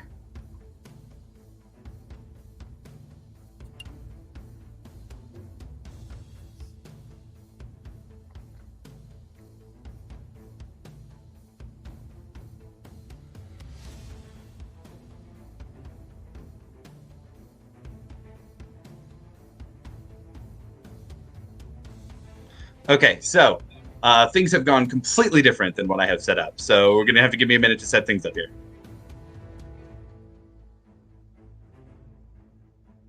Well, this was fun. What a session.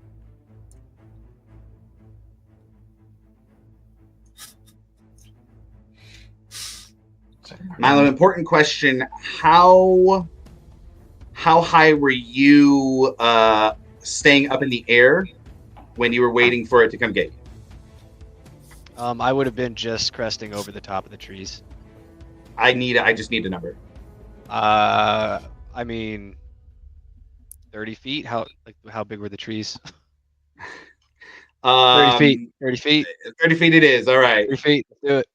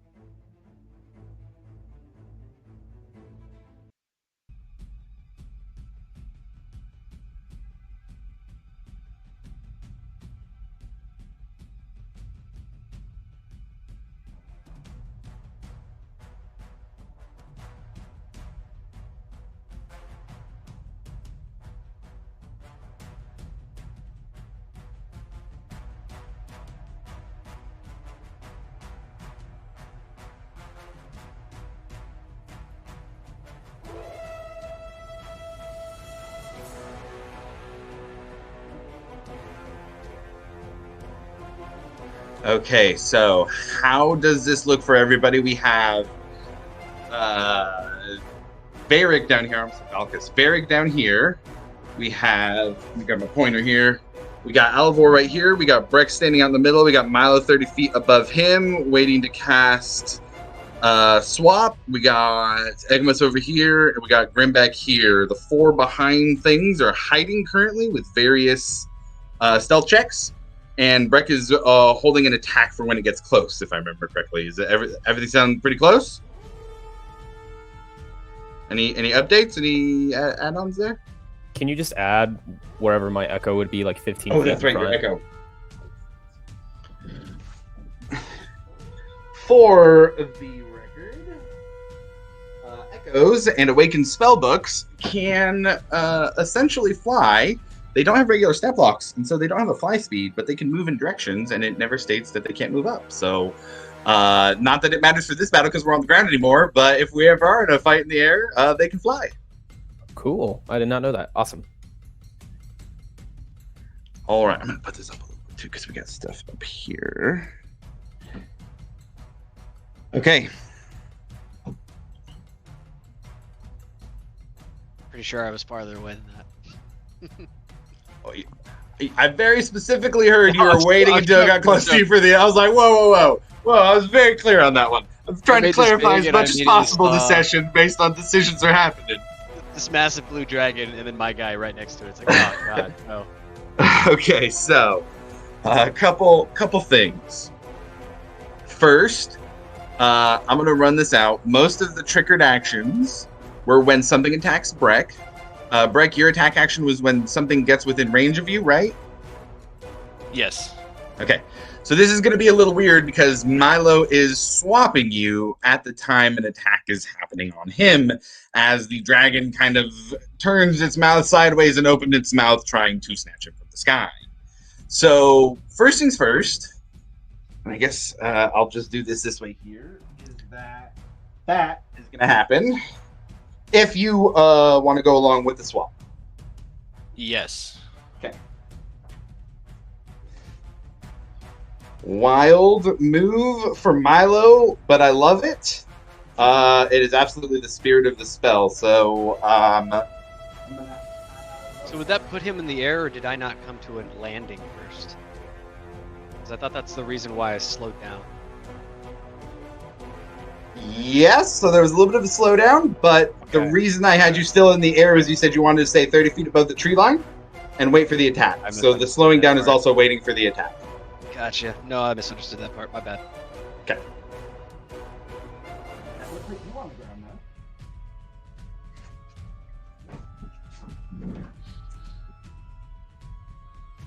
So that first attack is going to happen. And that's going to be against Breck from the dragon.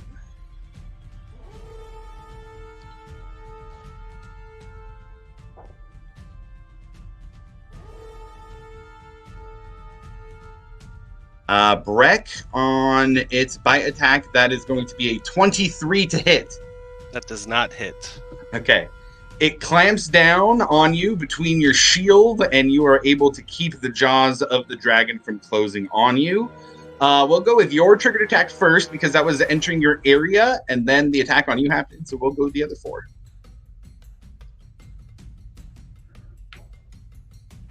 Does a 26 hit? A 26 does hit.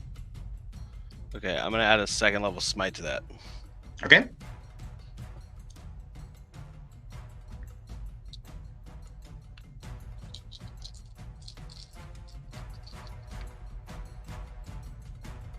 So it takes 7 piercing damage.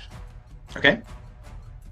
And 12 radiant damage. That's a rough 19 total then? Cool. Yes. Very nice. Okay. And that was with the pick? Yep. Very nice. Okay, got it. All right. So that is going to be the other 4 triggered actions. Egamos, Grim, Alvor, and Varric. Let's go in that order. Egamos, you first. All right. And this isn't going to be full turn. We're just doing held action, so this will just be 2 beams through blast, if that's what you're doing. 18. 18 misses. Okay. And nat 20 for 30. Yeah, that's a crit, so that'll be double. All right. So just you said only 2 beams? Only 2 beams, correct. Okay, that's fine. So first would be a miss, and then one would be a crit. Okay. 9 plus... That's 14, doubled, 28? Nice. It wouldn't double the modifier. Oh, I'm sorry. Oh, as far as just damage? Yeah. What's your damage do for Eldritch Blast? 1d10 plus 5. So I rolled. So it'd 9. be. You rolled a 9, so it'd be 18 plus 5, so 23. Okay, so my bad. Yeah, 23. Very nice. I'm gonna try to shoot it right into the mouth of where it's open from Breck's shield, and That'd be 2 beams already, wouldn't it? The first miss and then the crit. Yep. Yeah. Okay, cool. Then let's go Grim next. The only thing I really have to hit it with right now is the bow, so I will shoot it through my echo. So Okay. you just see my echo pull out like a shadowy short bow. Can you do ranged attacks to your echo? It doesn't say that I can't. It just says when I attack. Hold on, I had it up. No, let's go for it. Yeah, if you say it is, we'll go for it. We'll check afterwards.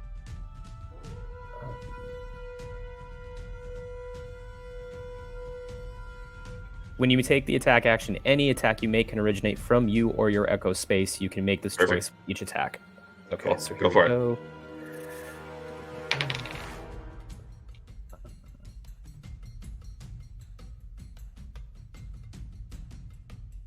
That is going to be a 19 to hit. 19 just hits. Man, that was all luck right there. Okay.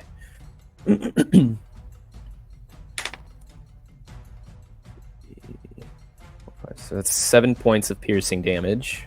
Okay. And then sneak attack because Breck is right there. So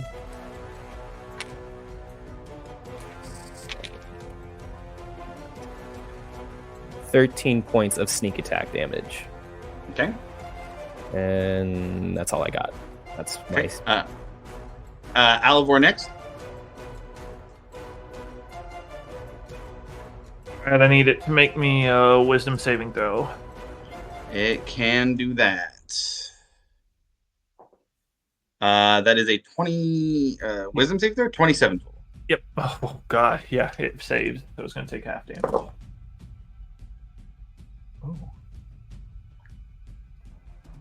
It's half of 19. Which is going to be 9 points of damage to it. Yep, 9 points of psychic damage Okay. to it. And that's it. And then Varric.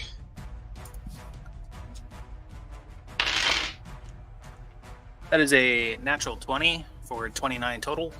Nice.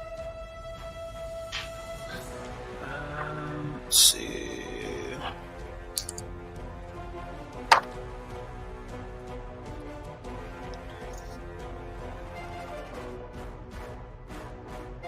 That is going to be rolled 9. Actually, no. Yeah, rolled. Are we doing roll once, double it, or roll 2 dice? I usually let you guys choose. It plays out mostly the same, so kind of however you want to do it. Okay. I rolled 2. So I rolled 9 and then plus 5, so 14. 14? Nice. Okay. All right. That is just a cool 85 points of damage to kick things off. Let's get started with initiative, and we'll get going on full turns with Alivor. Alright, so it just has Breck in its mouth up there? Has Breck in his mouth up there. It's not technically a grapple currently. But Breck is also not falling. Right. That's good. That's good. We don't want that. Oh, fuck. Well, we're gonna... God damn it. I know how this is gonna play, but I'm gonna try and shoot it with the crossbow. Yeah, shoot it with the crossbow. Attempt to shoot it with the crossbow. Don't worry, buddy. We believe. Oh! That's a nat 20, baby! Or a total There of you go. 28. Finally, a hit with this bitch. Alright, we got a couple of things to add on here. Alright, so first off, we're gonna do the crossbow. And that's gonna... Where's my fucking... Okay, we're gonna do this one. So initially, it's going to take Oh, yuck on the dice. It's going to take, so it's double dice, right? Plus modifier? Double dice plus modifier, exactly. Okay, so 10 total piercing damage. Okay. Then I'm going to add, where's it at? What's it called? Damn it. I can't find it. Psychic Blades. I'm going to add that onto it. That's 3d6 of sight. Then it's going to take 9 points more of psychic damage. Okay. Plus, I have sneak attack since I am hidden. Where is that? You wouldn't be hidden anymore because you attacked, but you do have an ally within 5 feet. Okay, so it does well, count, but then- not for the reasons stated. Oh, okay. Then perfect. That works too. Either way, I just... It's gonna take... Still gonna roll the dice. It's going to take 8 more points of sneak attack. Okay. And just wait a minute. I have my hunter's coat. I keep forgetting I have this. This will be the first time I ever use it while wearing it this entire time. So I hit a creature with an attack, and it doesn't have all its hit points. And I'm gonna, I get a D10 of necrotic damage on it. So 4 points of necrotic damage. And Okay, then nice. That'll be me. Yeah, another 30 points there. Not too shabby. Yeah, Anything else? Low rolls. Hide. I want to hide again from the dragon. Yeah. If you have a bonus action, go ahead and roll stealth check. Yes. 24. Okay, got it. Make sure and note that for me. Okay, yeah. All right, that'll take us to Breck next with Grim on deck.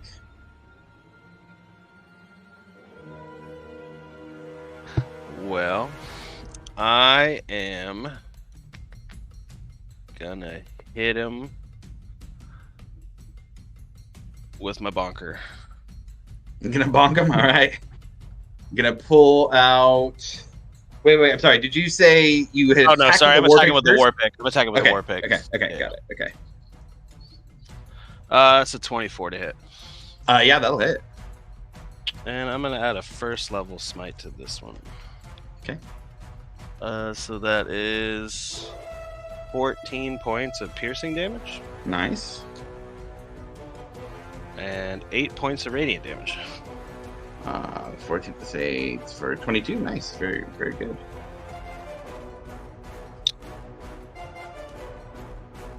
And then I'm gonna hit him again. Okay. That one's a 16 to hit. 16 misses, unfortunately. And then I guess I'm just gonna hang out in its mouth. Okay, let's see. Within 10 feet. Just hanging out, huh?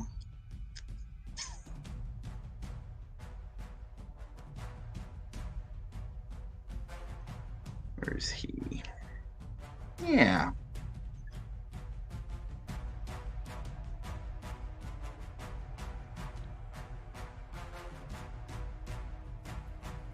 Yeah, I think he is.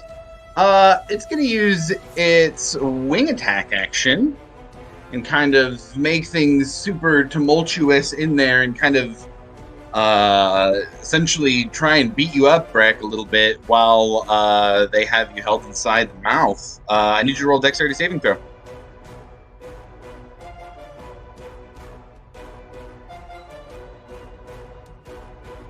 That's a natural 20 plus 8, 28. 28. That is a success. And it is save or suck, apparently, by the looks of it. So you do not take the bludgeoning damage. No prone status either. It is going to fly half its speed up into the air, though. And it is going to go about 40 feet up. Yeah, it's going to go 40 feet up. So that's going to take it up to 70 feet in the air currently. Hell yeah. That's and that is going to be its legendary action after your turn. Grim, that takes us to you next. Well, shit. So he's 70 feet up in the air now? 70 feet up in the air now, yeah. I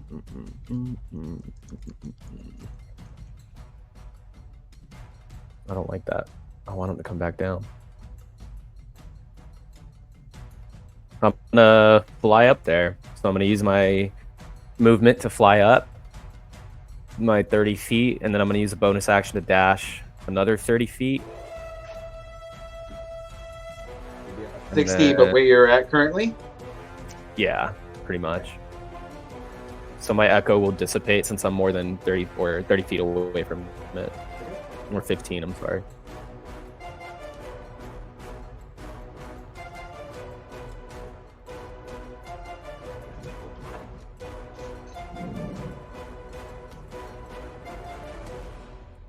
And then I'm just gonna take another shot at it with my bow because I don't really have the movement enough to get close to him. So I'll just do anything that I can right now.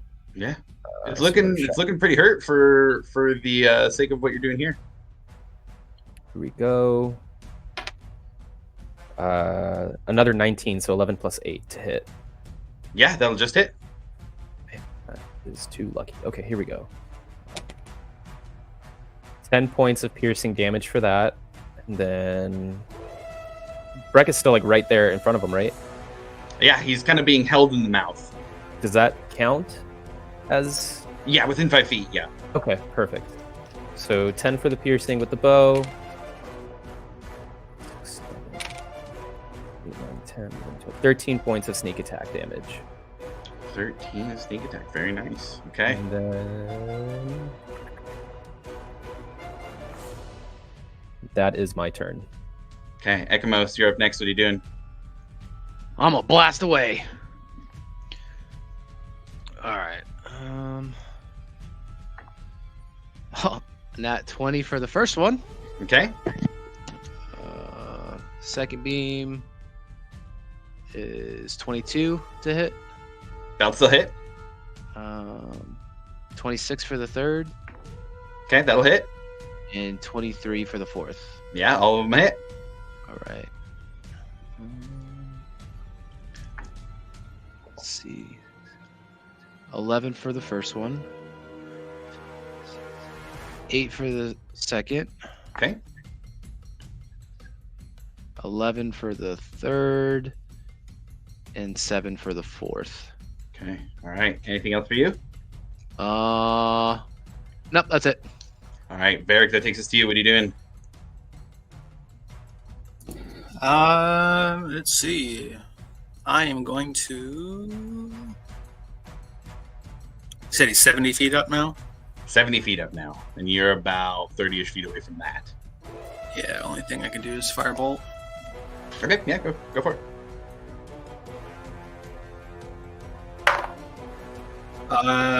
13 plus 8, 21. Yeah, that hits. 2d10.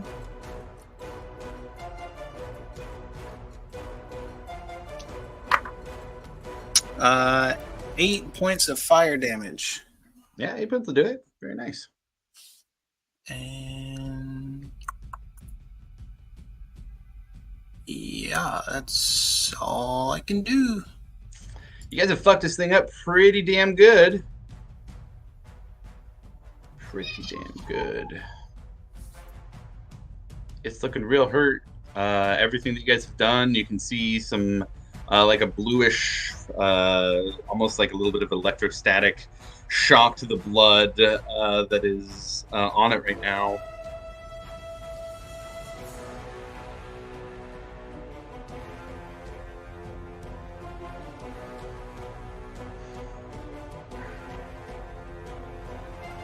Wants to get away, I think, at this point, and you can kind of sense that with how hurt he is. But there's also a thing too.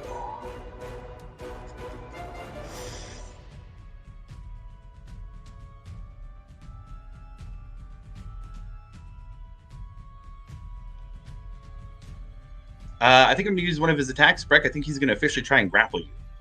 And that's going to be athletics versus your athletics or acrobatics to make it official about this being a grapple here.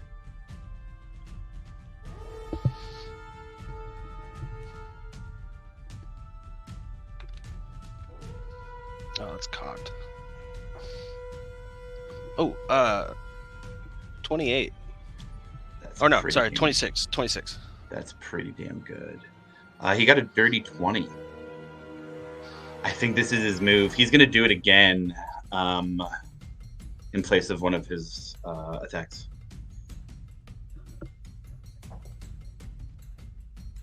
Oh, just so we're clear, I can't be grappled or restrained.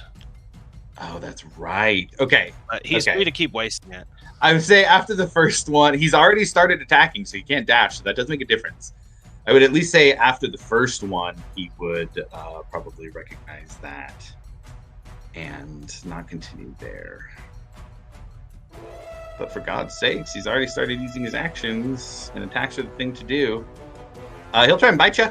Try and chomp down on you harder. Okay, and I am still concentrating on my Shield of Faith. Okay, cool. Man, that's super low. That's a 14 to hit. No. Almost as low as it gets for him. Okay, he's going to, with his last one, take his claw and try and rake you on the inside of his mouth. Oops, that's off the board. That's a bummer. That's a good roll. That one's a 28 to hit. Ooh, I'm gonna cast Shield. Okay.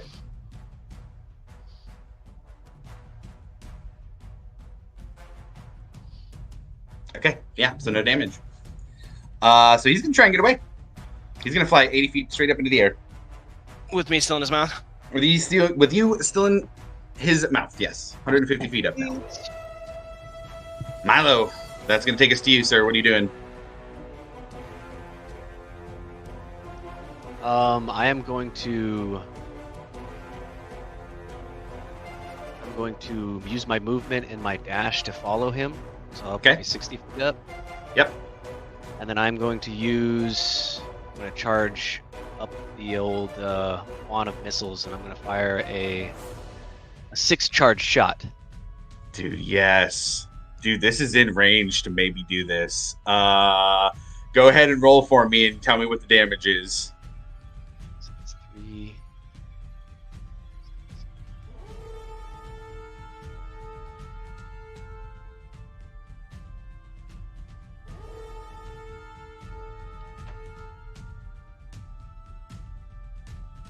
$28 damage.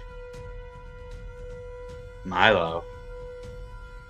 As this dragon is trying to fly away with Breck in his mouth, the war pick in his mouth. If you would have been able to fly and get this dude would have gotten away with Breck and the war pick. Flavor that fatality for me. And I also love the fact that you're the one who saw Rufus fall and we're running away from him too. So give me some flavor for that, man. Yeah, so what he does is he kind of just squats down a little bit. You just see him gather himself and take off in a rush. And as he's flying straight up, his hands are down by his side, and you start to see the blue gather around what looks like to be a small stick in his hand. And he casts this stick forward, and you notice it's the wand, and all of a sudden a big web of blue arcane darts spreads out, spirals towards the dragon, and hits it right from all sides.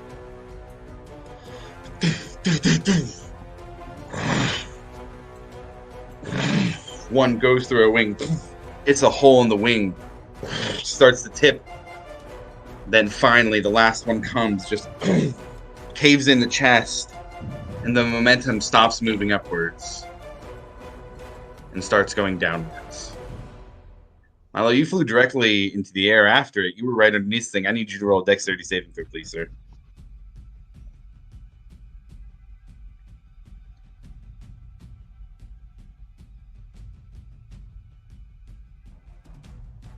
$14.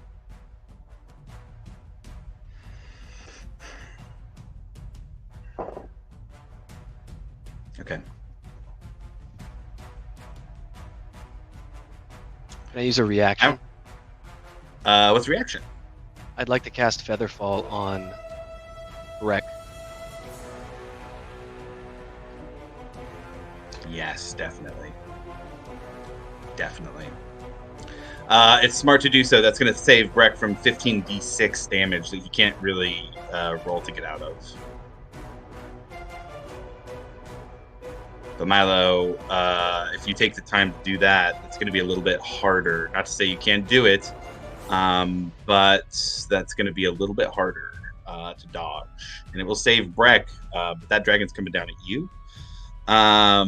Breck will fall safely to the ground.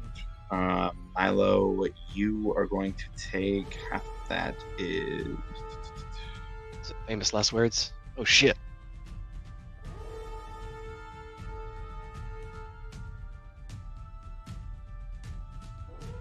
$29 points of bludgeoning damage as this dragon falls on top of you, with Breck landing safely. Albeit still in the mouth, kind of near that area at least, as the dragon falls to the ground dead. And I'm going to change up the vibe a little bit here, but things are still a little tense. I'm going to drop us out of initiative. I'm going to give us just a minute here because we have a lot going on before we wrap up to ask, what is everybody doing in the aftermath?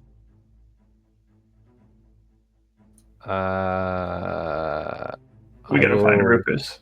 Yeah. I'm running to where the dragon came from, beelining it towards Rufus.